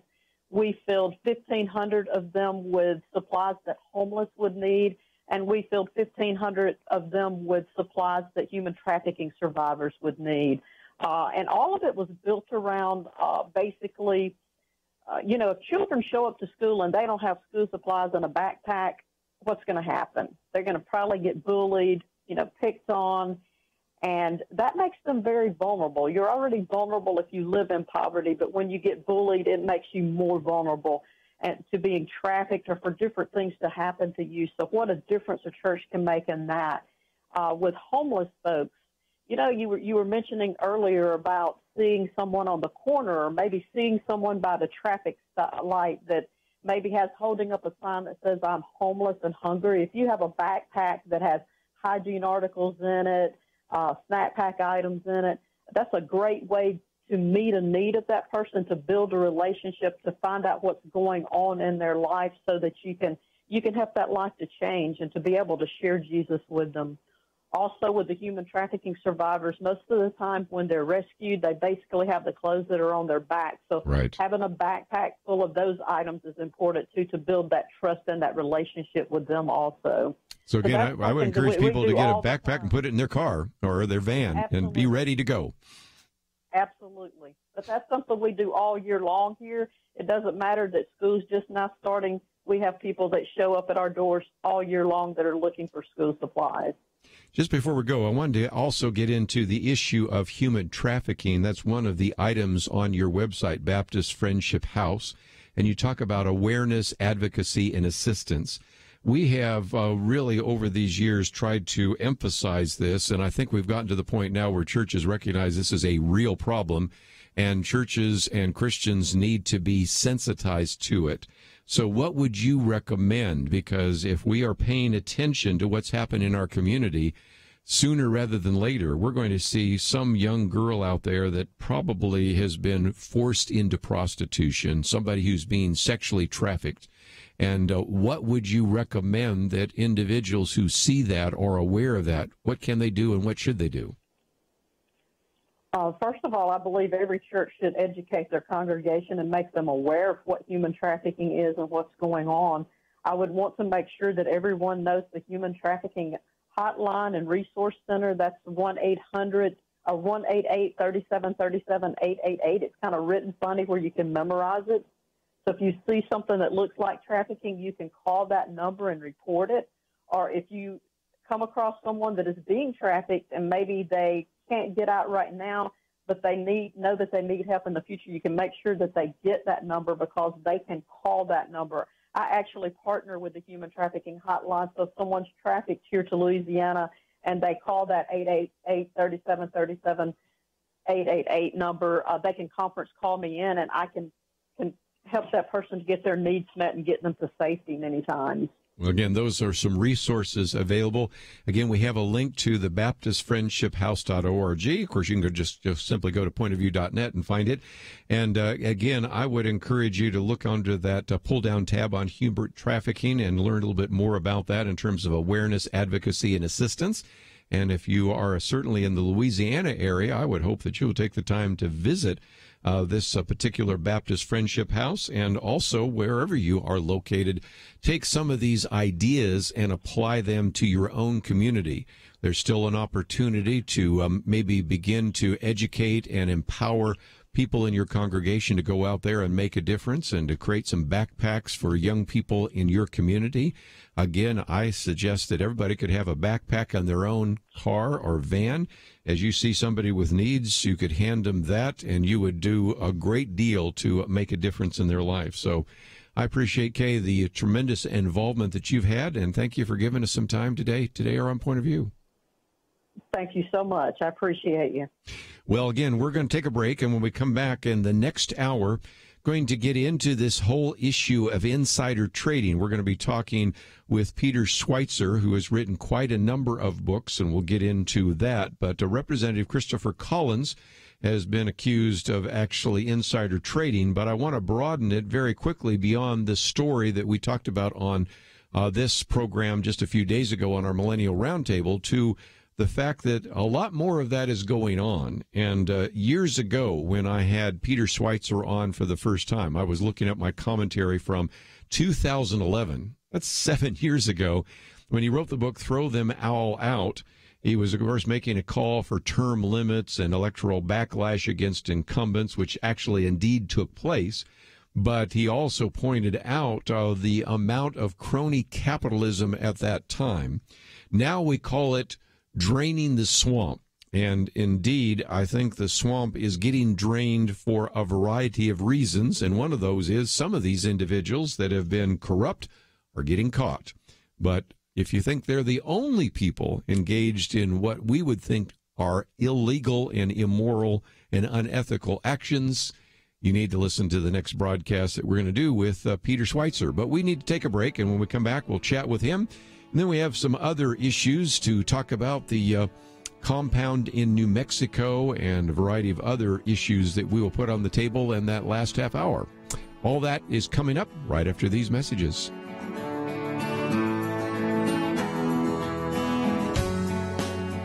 There is no more dangerous time than when things are going well.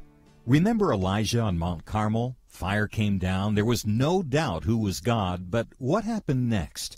He went from amazing faith to a time of great fear and depression. Many Christians have been very thankful a certain Democratic candidate for president was not the one to nominate two replacements for the Supreme Court. But as with Elijah, times of great victory are also times of great danger. Moments like this are not the time to take it easy. This is not the time to let our guard down. This is a time to double down on our work in the community, to serve and pray and plan and invest in a better future. This is the time to join Point of View's Truth Team 360 to make sure today's promising gains are not lost tomorrow. Show your commitment to our future by visiting pointofview.net/team or call 800-347-5151. Ask to join the Truth Team. Pointofview.net/team and 800-347-5151. Point of View will continue after this.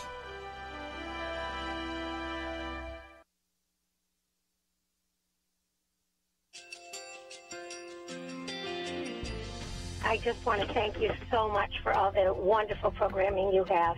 You're just absolutely fantastic. I recently started listening to Point of View, and I really found it interesting because of the different subjects you cover. Thank you for that. I really appreciate everything that you do in keeping us informed. Thank you, Kerby, for everything that you have been doing. I appreciate all the work that you're doing, advocating for the Word of God. Thank you so much.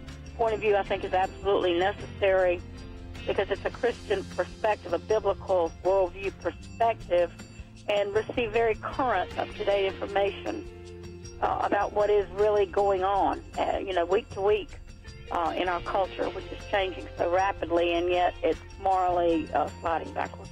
Yeah, I'm just, first of all, I thank you guys. Y'all's program is wonderful, and enjoy it every day. I learn so much every time I listen to it. Point of View Radio Talk Show.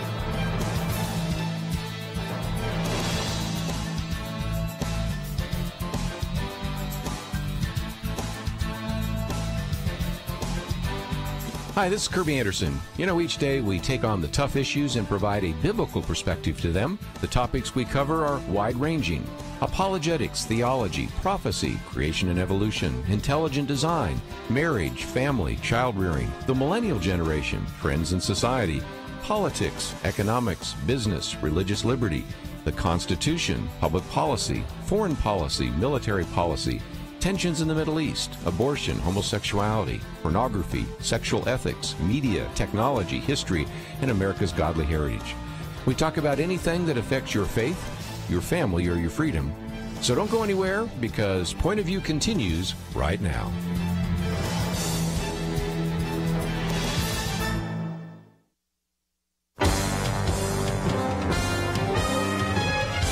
Across America, live. This is Point of View.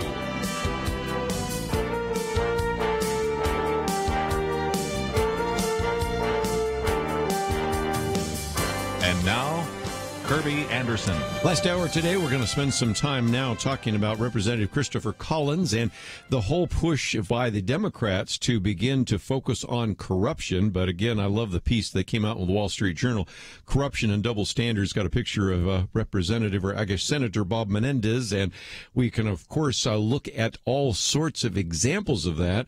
And in order to get ready for this, I pulled out a commentary I wrote back in 2011. That's like 7 years ago, in which we were doing an interview at that time with Peter Schweizer about his book, Throw Them All Out.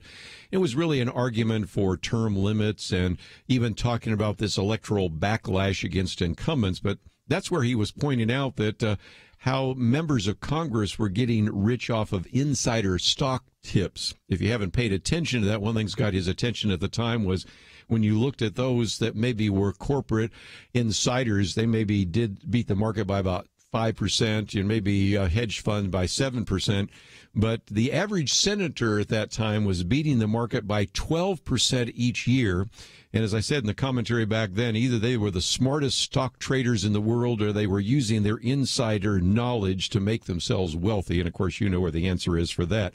Peter Schweizer's been on the program many times before, a 5-time New York Times best-selling author, president of the Government Accountability Institute. We, of course, talked about Throw Them All Out, extortion, Clinton cash, Reagan's war, the Bushes.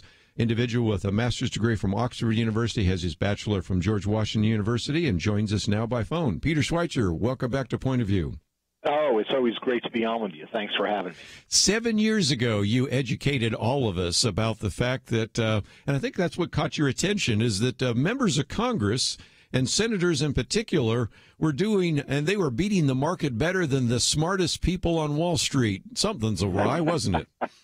Yeah, that's exactly right. I mean, look, so much of making good investment decisions, whether you're doing it legally or illegally, is having access to information. And if you are a powerful politician, let's say you're on a powerful committee, a healthcare committee, for example, you have enormous access to information that's going to move markets. And that's really the problem and the issue, that for a long time, up until we exposed it, it was basically legal for members of Congress to trade stock where they had inside information.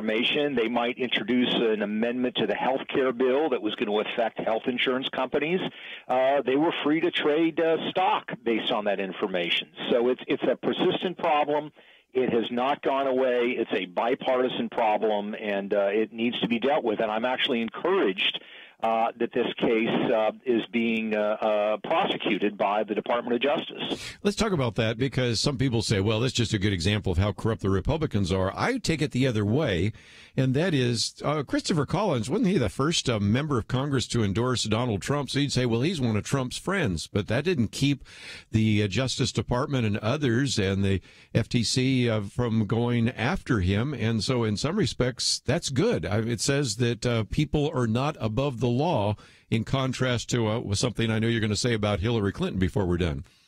Yeah, well, that's exactly right. Look, the measure of a criminal justice system is, do people that are politically connected go to jail when those that they're most connected to are in power? And in this particular case, Congressman Collins was an early endorser of Donald Trump. Of course, he's a congressman from New York State. Donald Trump is from New York City, so it would make sense. But the bottom line is that this seems to be a pretty clear-cut case of insider trading, and this Justice Department under this president has decided to prosecute it. And I think that's a very healthy development. So a lot of people make the mistake and think that the measure of how much crime is occurring is based on how many prosecutions there are. The bottom line is this stuff goes on. It has gone on regularly, and the fact that it's now being prosecuted by this Justice Department is a good sign. It's not a bad sign.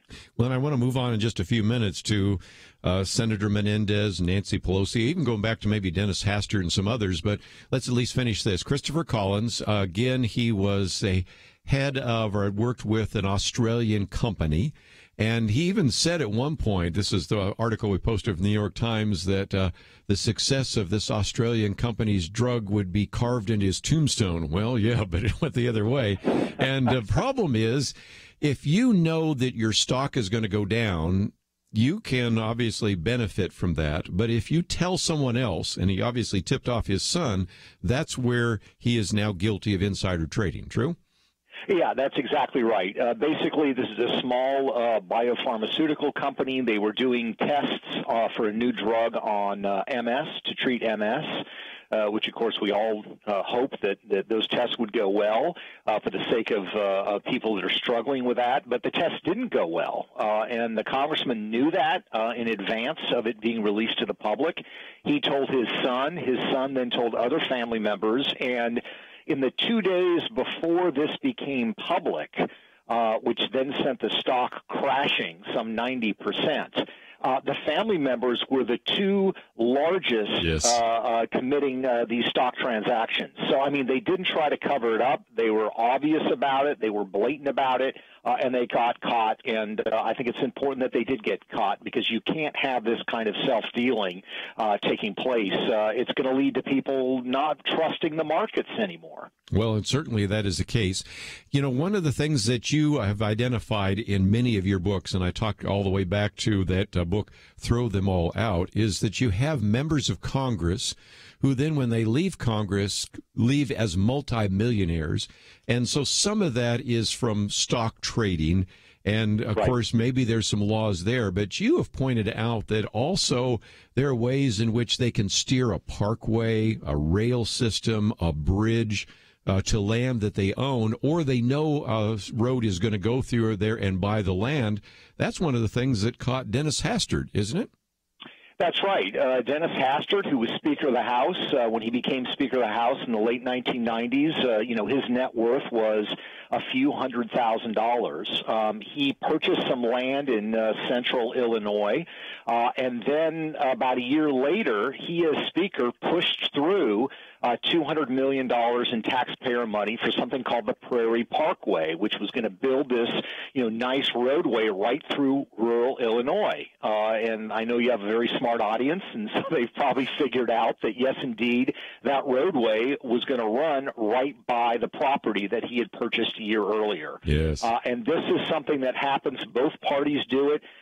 You also have members of Congress that are getting stock options that make, in some cases, $100,000 in a single day. That's how Nancy Pelosi has made a lot of money over the years. Right. I might be a businessman who wants a favor. I'm not going to give her a cash bribe, but I'm going to give her access to IPO shares of stock that, when that stock goes public, will go up 100-fold, let's say. And these are the forms of legal graft that are occurring, and they're very creative. It's very lucrative for them. And it's really one of the things that leads 3 out of 4 Americans today to, I think, rightfully conclude, according to surveys, that there's widespread corruption in Washington, and we need to continue to root it out. Let's take a break, and when we come back, we've pretty much talked about 2 Republicans, Christopher Collins and Dennis Hastert. We mentioned Nancy Pelosi. We'll come back and talk a little bit more about that, and also talk about political intelligence. I know that sounds like an oxymoron. We'll explain what that is right after this.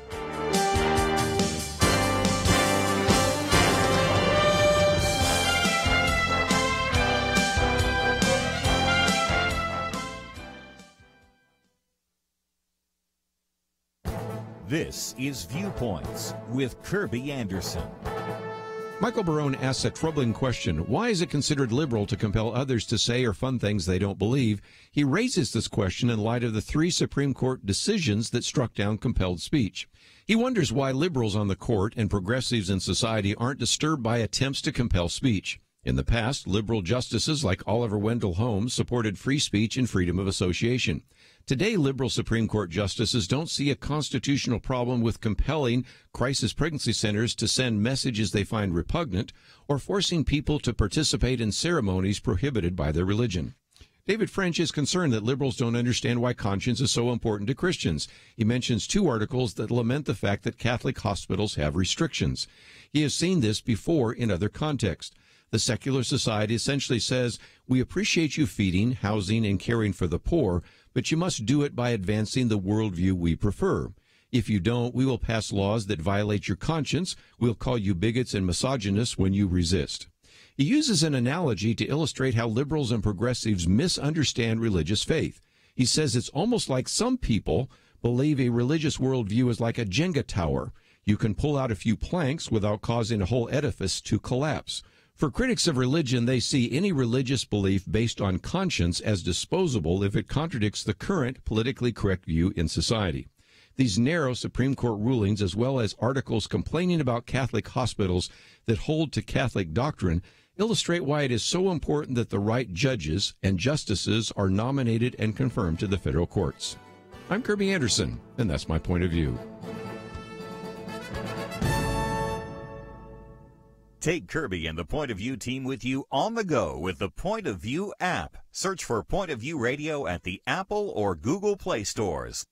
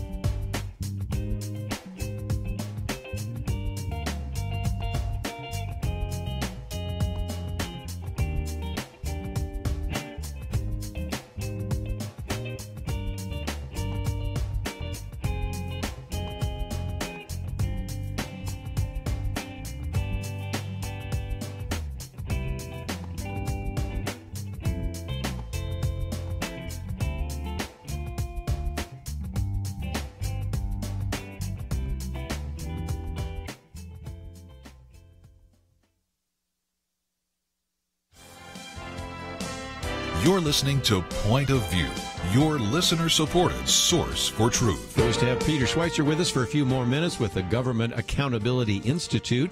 We have a link to the Government Accountability Institute, g.a.i.org. You don't have to remember all that. We have the link there.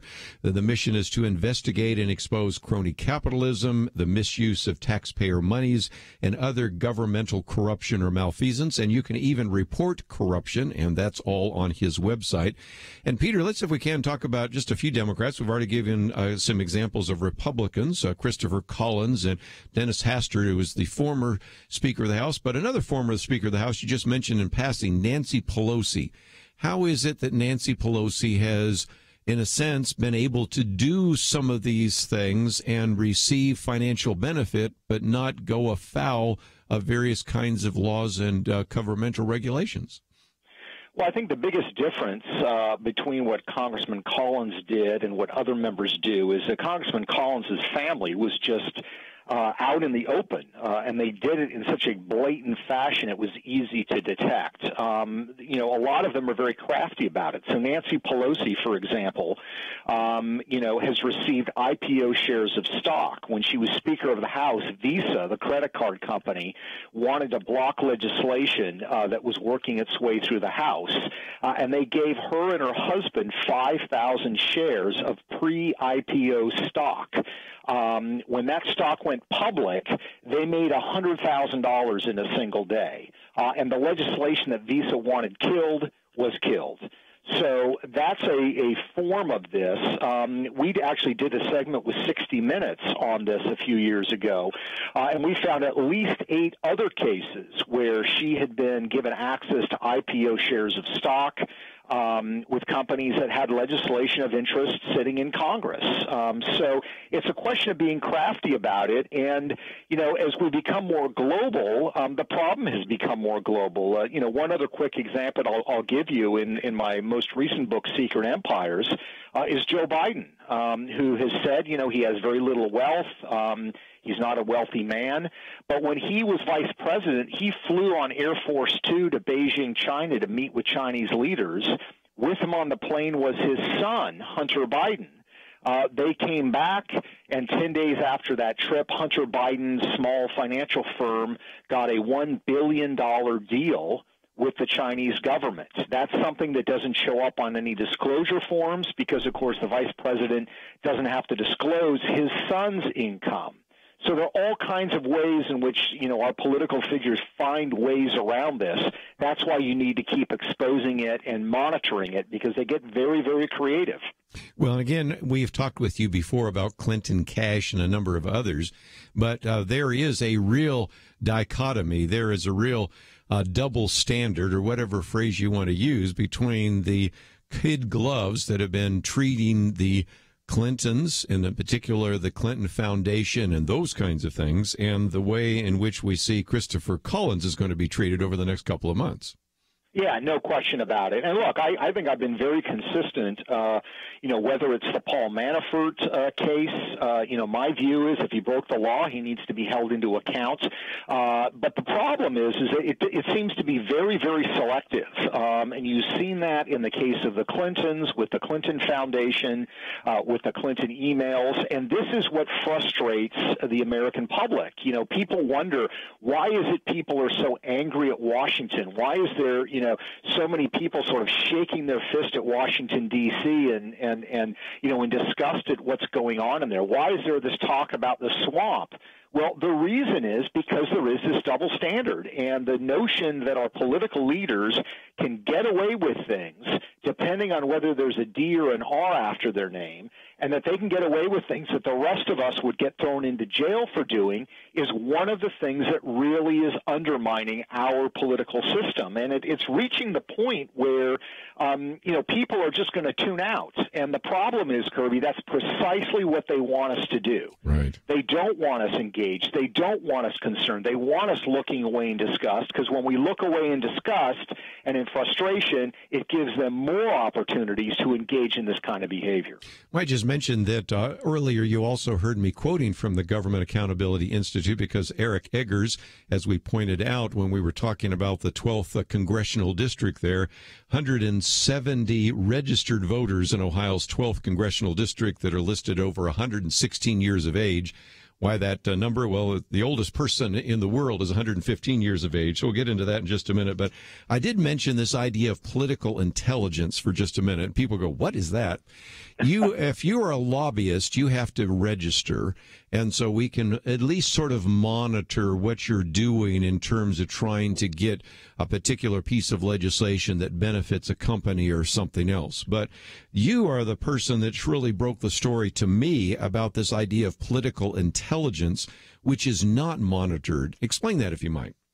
Yeah, no, that's exactly right. I mean, the big growth industry in Washington, D.C. is not lobbying, it's political intelligence. And what political intelligence is it's, you know, a former member of Congress or a former senator, or maybe somebody who was a congressional staffer for a while, gets hired out by hedge funds and investors, and their job is to get information on legislation or regulations that are going to affect certain companies or investments, and to get that information before everybody else knows about it.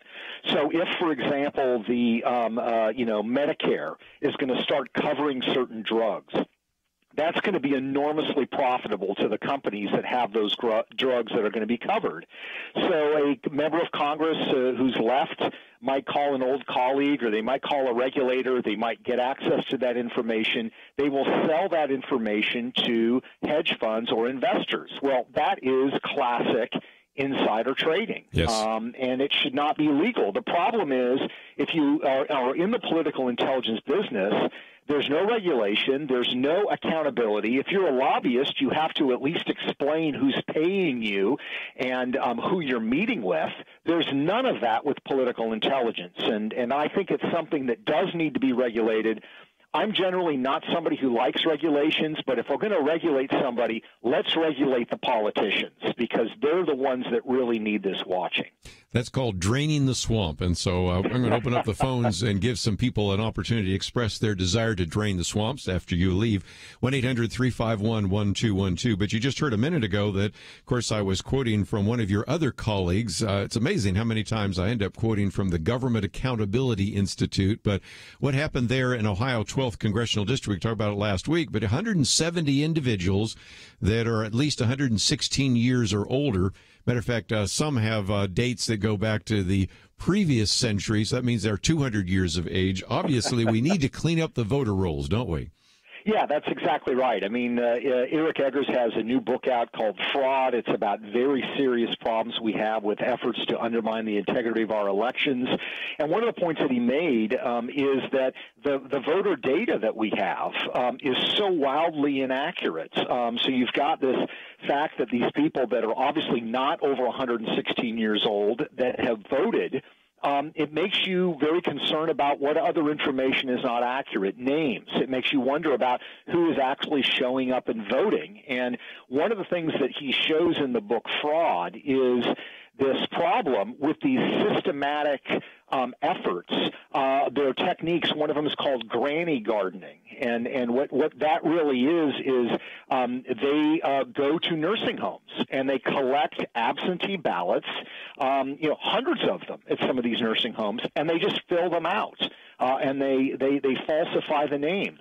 There are people that are called balloteros in South Florida. Their job is to wrangle votes and to collect illicit votes. And, we have a lot of close elections in this country, whether it's in primaries or in general elections, and these can and do swing the results sometimes. So the book really exposes that and calls for a greater amount of transparency and accountability. Well, again, we'll see if we can get Eric on, and we always appreciate getting you on. And again, books like Extortion and Clinton Cash, and going all the way back to Throw the Rascals Out. Those are all just good examples. Throw Them All Out was just an attempt to help people understand some of the corruption. A few laws have changed, but we need to get some other regulations as well. And so I appreciate, Peter, you joining us today, and we'll look forward to the next opportunity. Thanks so much. I always enjoy it. Let's take a break, and when we come back, already calls coming in, so we'll try to get some of your comments. What about corruption? Right now, the Democratic Party believes that they have an issue. Matter of fact, they said the charges against Congressman Collins, this is Chris Collins, show the rampant culture of corruption and self-enrichment among Republicans in Washington today. That was Nancy Pelosi. Again, interesting to say that when you have Bob Menendez, who is also charged with that corruption and is a Democrat. And, of course, we mentioned Nancy Pelosi, and we can go through a list of others, but I've tried to give you a couple of Republicans, a couple of Democrats, and to say it is time to, number one, drain the swamp. It's also time to clean up the voter rolls. So if you have some comments about that, 1-800-351-1212. We'll be back right after this. It wasn't long ago, it seemed, every official decision brought religious liberty and our ability to live as faithful Christians into question. Some of us wondered how long it would be before we were literally forced to choose between obeying God or men. That pressure seems to have subsided just a bit, and now is the time not to take a breath, but to work as hard as we can for the future of our nation. Thanks to you, Point of View is doing just that. And our special thanks to those who have become members of Truth Team 360. In football, 22 guys battle it out on the field while 40 or 60,000 watch in the stands, and perhaps hundreds of thousands more watch on television. We need a special few to get out of the seats and into the game. Join today by calling 1-800-347-5151 and ask to join the Truth Team, or visit us online at pointofview.net/team. We really do need you. The nation needs you. 800-347-5151 and pointofview.net/team. Point of View will continue after this.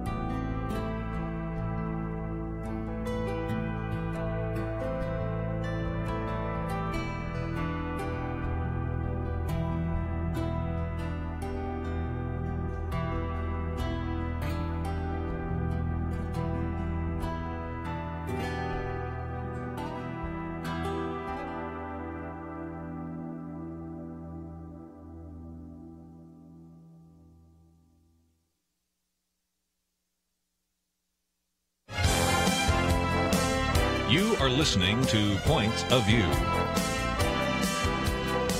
The opinions expressed on Point of View do not necessarily reflect the views of the management or staff of this station. And now, here again is Kerby Anderson. Final half hour, let's take some of your phone calls. I've certainly been talking quite a while, and I want to hear from you. I've got some more to put on the table. Our first article that we will get to, hopefully before the end of the program, is about this compound in New Mexico where they were training young people to engage in school shootings. So we'll get into that. We've posted a piece on Nancy Pelosi, also one on Representative Collins and insider trading, and one on why we need voter ID. This wasn't intended, but it sort of became a day in which we spent a little bit of time talking about the government Government Accountability Institute, because certainly the information on the issue of cleaning up the voter rolls in Ohio and around the nation comes from one of the individuals there. And then, of course, we have the president of the Government Accountability Institute, Peter Schweizer, who is with us talking about crony capitalism. So do we need to throw the rascals out? Do we need to drain the swamp? What can we do to bring about some kind of reform? Those are at least a couple of questions on the computer here. So let me go to Nevada, first of all, KNLB. And Johnny, you have the floor. What would you like to ask? Well, I'd like to ask if there's any consideration. There was once talk about it, but one of the fundamental problems with crony capitalism is the 14th Amendment and how it treats corporations. It deems them as persons, as people, and gives them the rights and privileges of people, but as people, they can't go to jail. They can be fined, and they can be potentially put out of business, which you rarely ever see happen. But I think changing the 14th Amendment such that they are no longer people and can no longer engage in activities that people would not be allowed to do with impunity would be one step in that direction. I'm just wondering if there's any discussion about if that happens, it probably would have to happen in terms of an interpretation. I mean, we all recognize that if you wanted to modify the 14th Amendment, you would have to then, of course, have 2/3 of the House, 2/3 of the Senate, 3/4 of the state legislatures. The chances of that are kind of slim and none. So that's not the case. But there are a couple of issues with the 14th Amendment. For example, does the 14th Amendment grant birthright citizenship? That's one issue that people have talked about. Another one is whether or not a corporation is a person. I think you could see that resolved perhaps by legislation that could go through Congress that would be ratified or at least declared constitutional by the Supreme Court. And that would avoid having to go through changing the 14th Amendment, because really the 14th Amendment is pretty obscure. It's how you interpret it that's the real issue. So, Johnny, I think you got a good question. I'm not sure I have a quick answer for it, but maybe we can raise that again when we have some of our lawyers with us, especially our constitutional lawyers, on our Friday weekend edition. So let's bring it up again then. Thank you. Thank you for bringing it up. Let's get into a couple more questions. We'll head up to Alaska. Jada, you have the floor. What's your point of view? Good morning. I love your guest.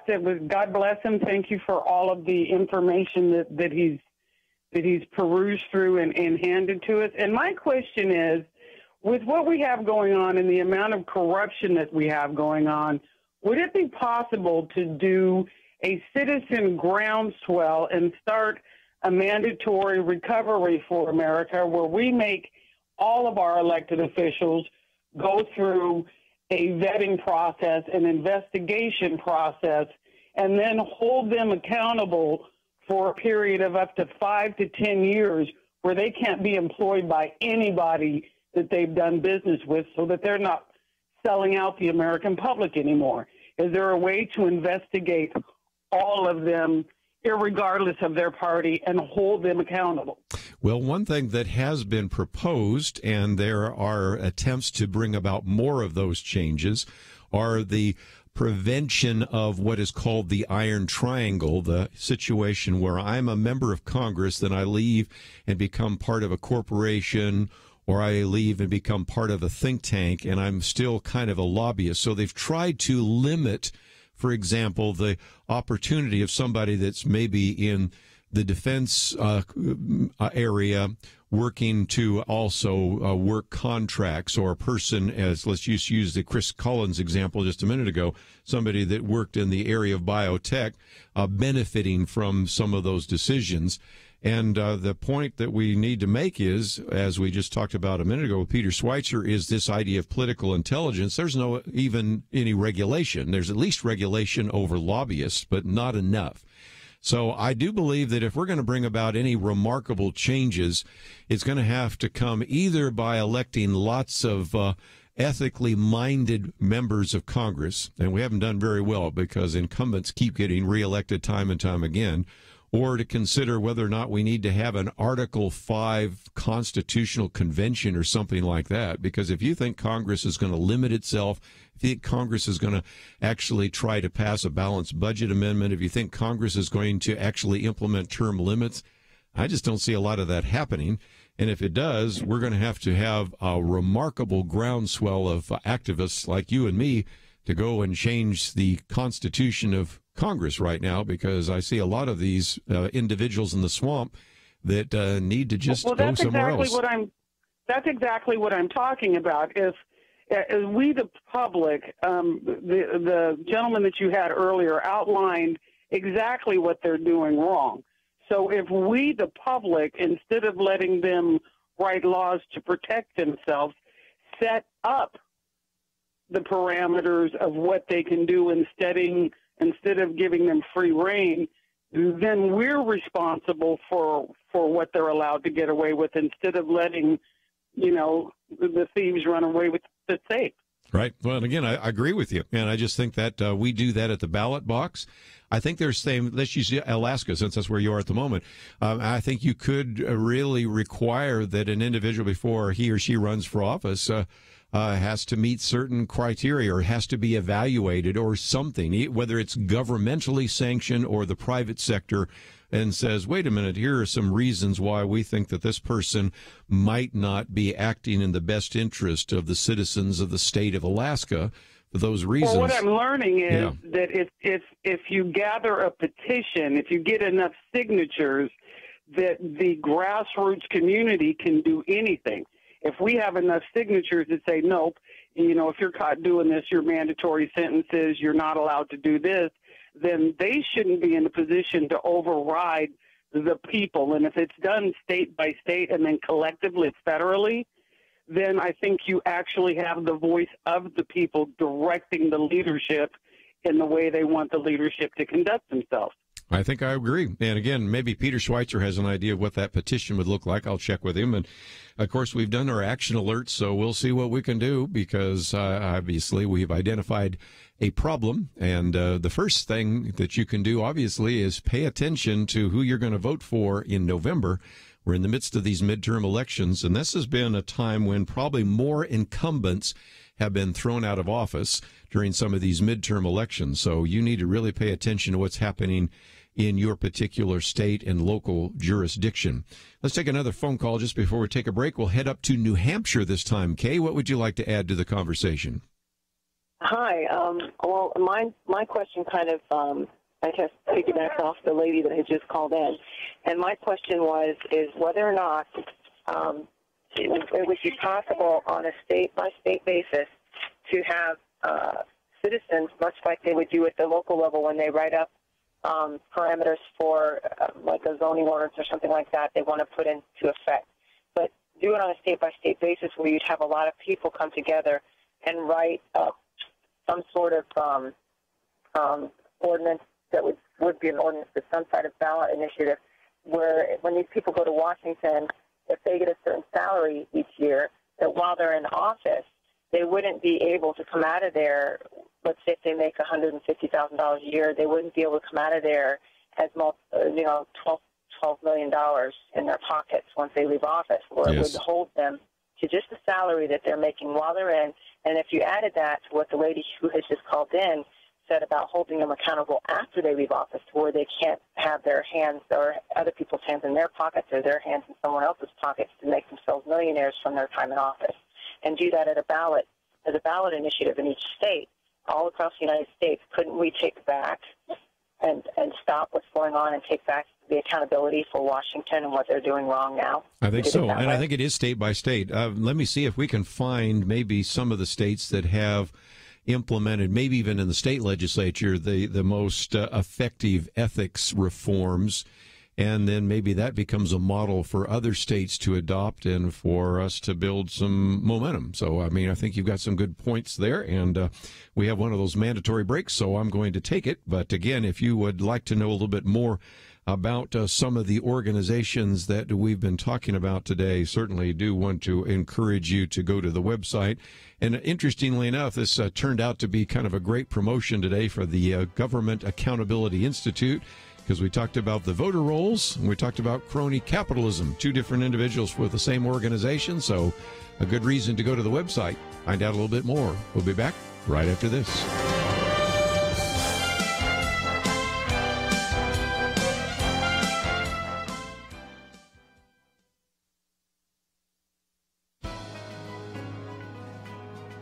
Welcome to the First Liberty Briefing. I'm Jeremy Dice.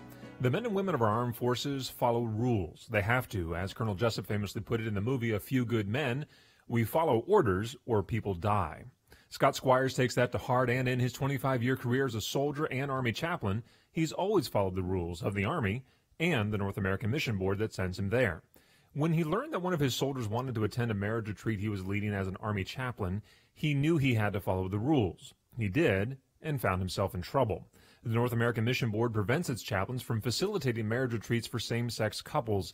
The Army respects that, and their rules allow chaplains to find another chaplain who can lead such a retreat. So that's what Chaplain Schweizer did. He thought that would be the end of it, but an Army investigator thought otherwise and recommended that Schweizer be charged with dereliction of duty. Chaplain Schweizer's career is facing ruin because he followed the rules. Prohibiting chaplains from discussing aspects of their religious beliefs or practices with which some disagree would strip thousands of chaplains of the ability to act and speak in accordance with their sincerely held religious beliefs. First Liberty represents Chaplain Schweizer because no chaplain should have to give up his First Amendment rights in order to serve. To learn how First Liberty is protecting religious liberty for all Americans, visit firstliberty.org. Our national motto, In God We Trust, is under attack. Radicals want it off police cars, money, and more. Support our national motto by going to firstliberty.org/decal to ask for your attractive In God We Trust window cling from First Liberty. Help more Americans remember that God is the foundation for America. Request your free In God We Trust window cling at firstliberty.org/decal. Show them where you stand. That's firstliberty.org/decal.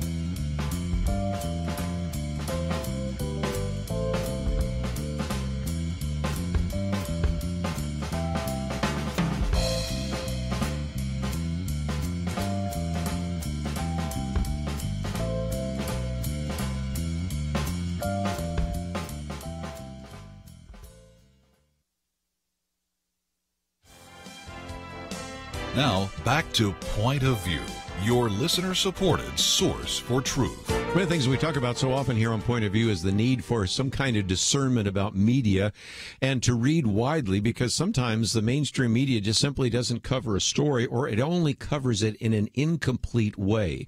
And a great example of that is the first article we've posted here about this compound in New Mexico.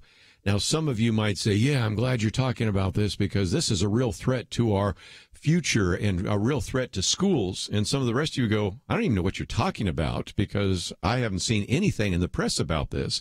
And I think that illustrates the point, because if the press has covered the compound in New Mexico at all, they tell you, of course, a really heartbreaking story about 11 children in a dilapidated compound. They're undernourished. They've even found in a couple of cases there remains of those that might have been a disabled child and things like that.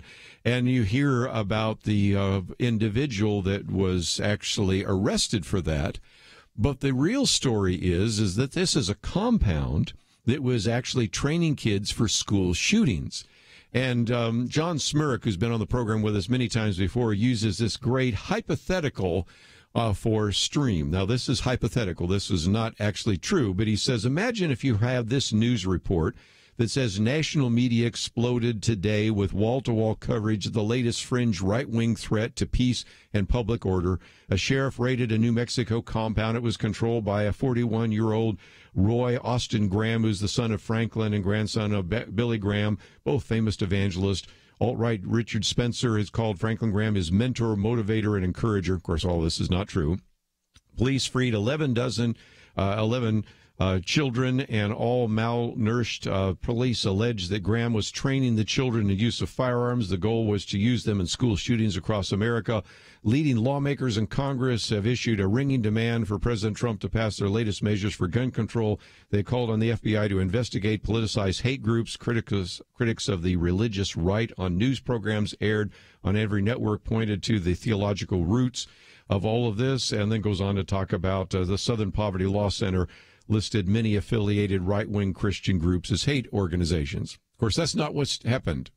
Here's what really happened, and again, just change the words, and you can see what John Smerek is getting at.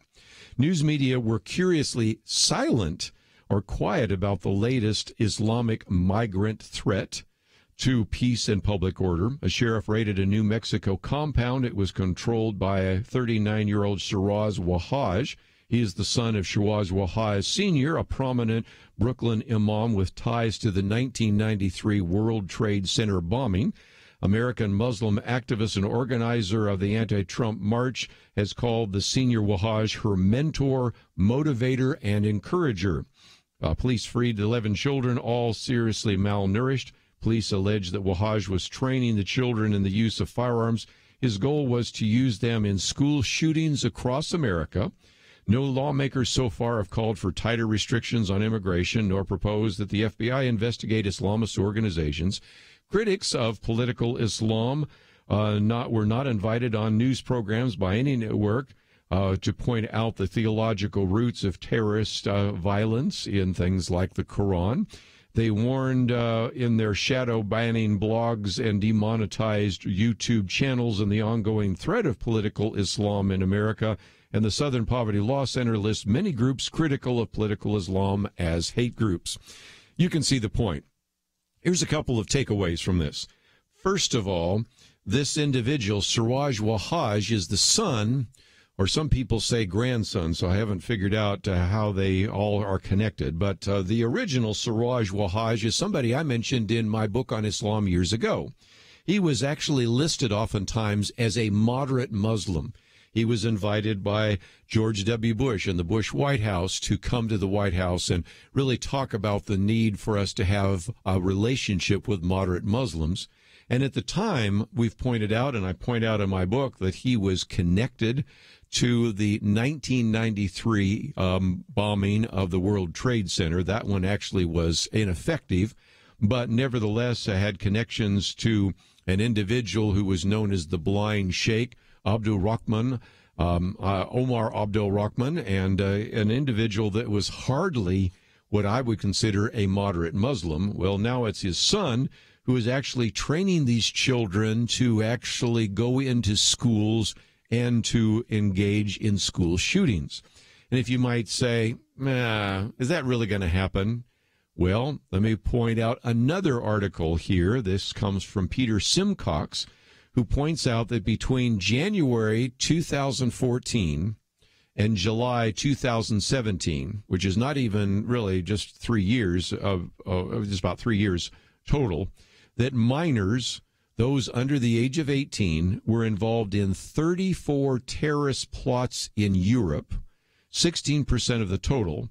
And the youngest was a 12-year-old boy who was detained in December of 2016 after attempting to bomb a Christmas market and town hall in Germany.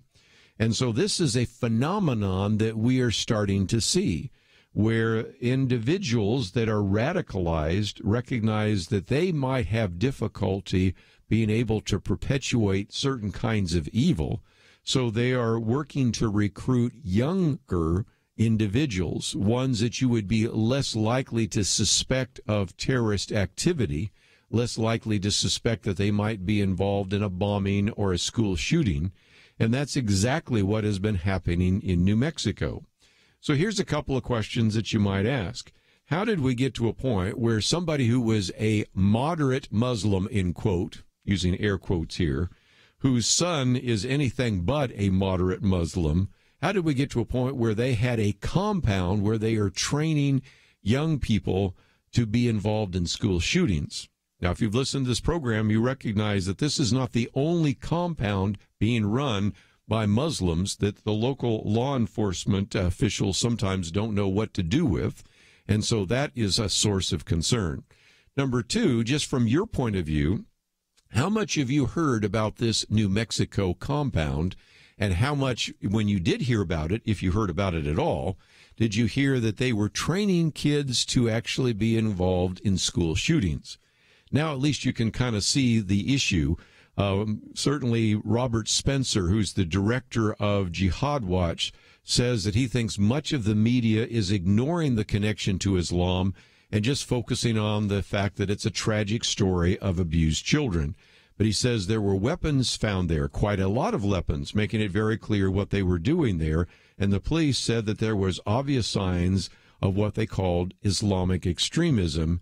And so there's a terrorist angle, but this is likely to be ignored. And so it's just, again, a reminder that you really need to read widely and you really need to pay attention to some of these really important issues.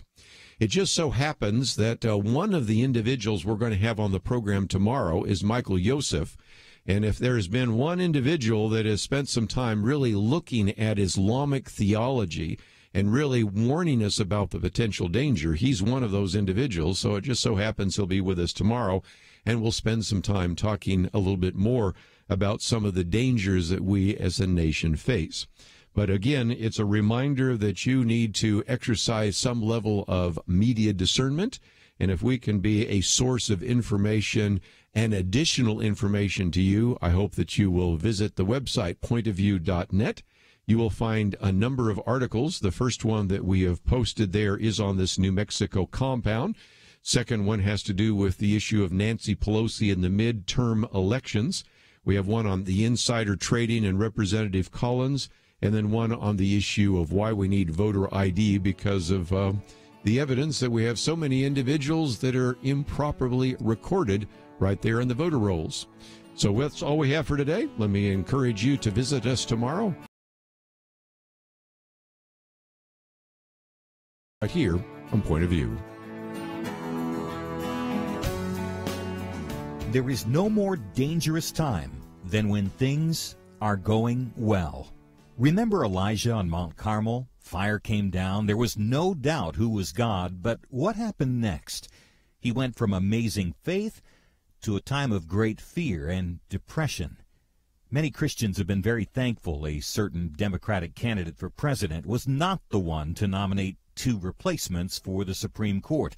But as with Elijah, times of great victory are also times of great danger. Moments like this are not the time to take it easy. This is not the time to let our guard down. This is a time to double down on our work in the community, to serve and pray and plan and invest in a better future. This is the time to join Point of View's Truth Team 360 to make sure today's promising gains are not lost tomorrow. Show your commitment to our future by visiting pointofview.net/team or call 800-347-5151. Ask to join the Truth Team. Pointofview.net/team and 800-347-5151. Point of View is produced by Point of View Ministries.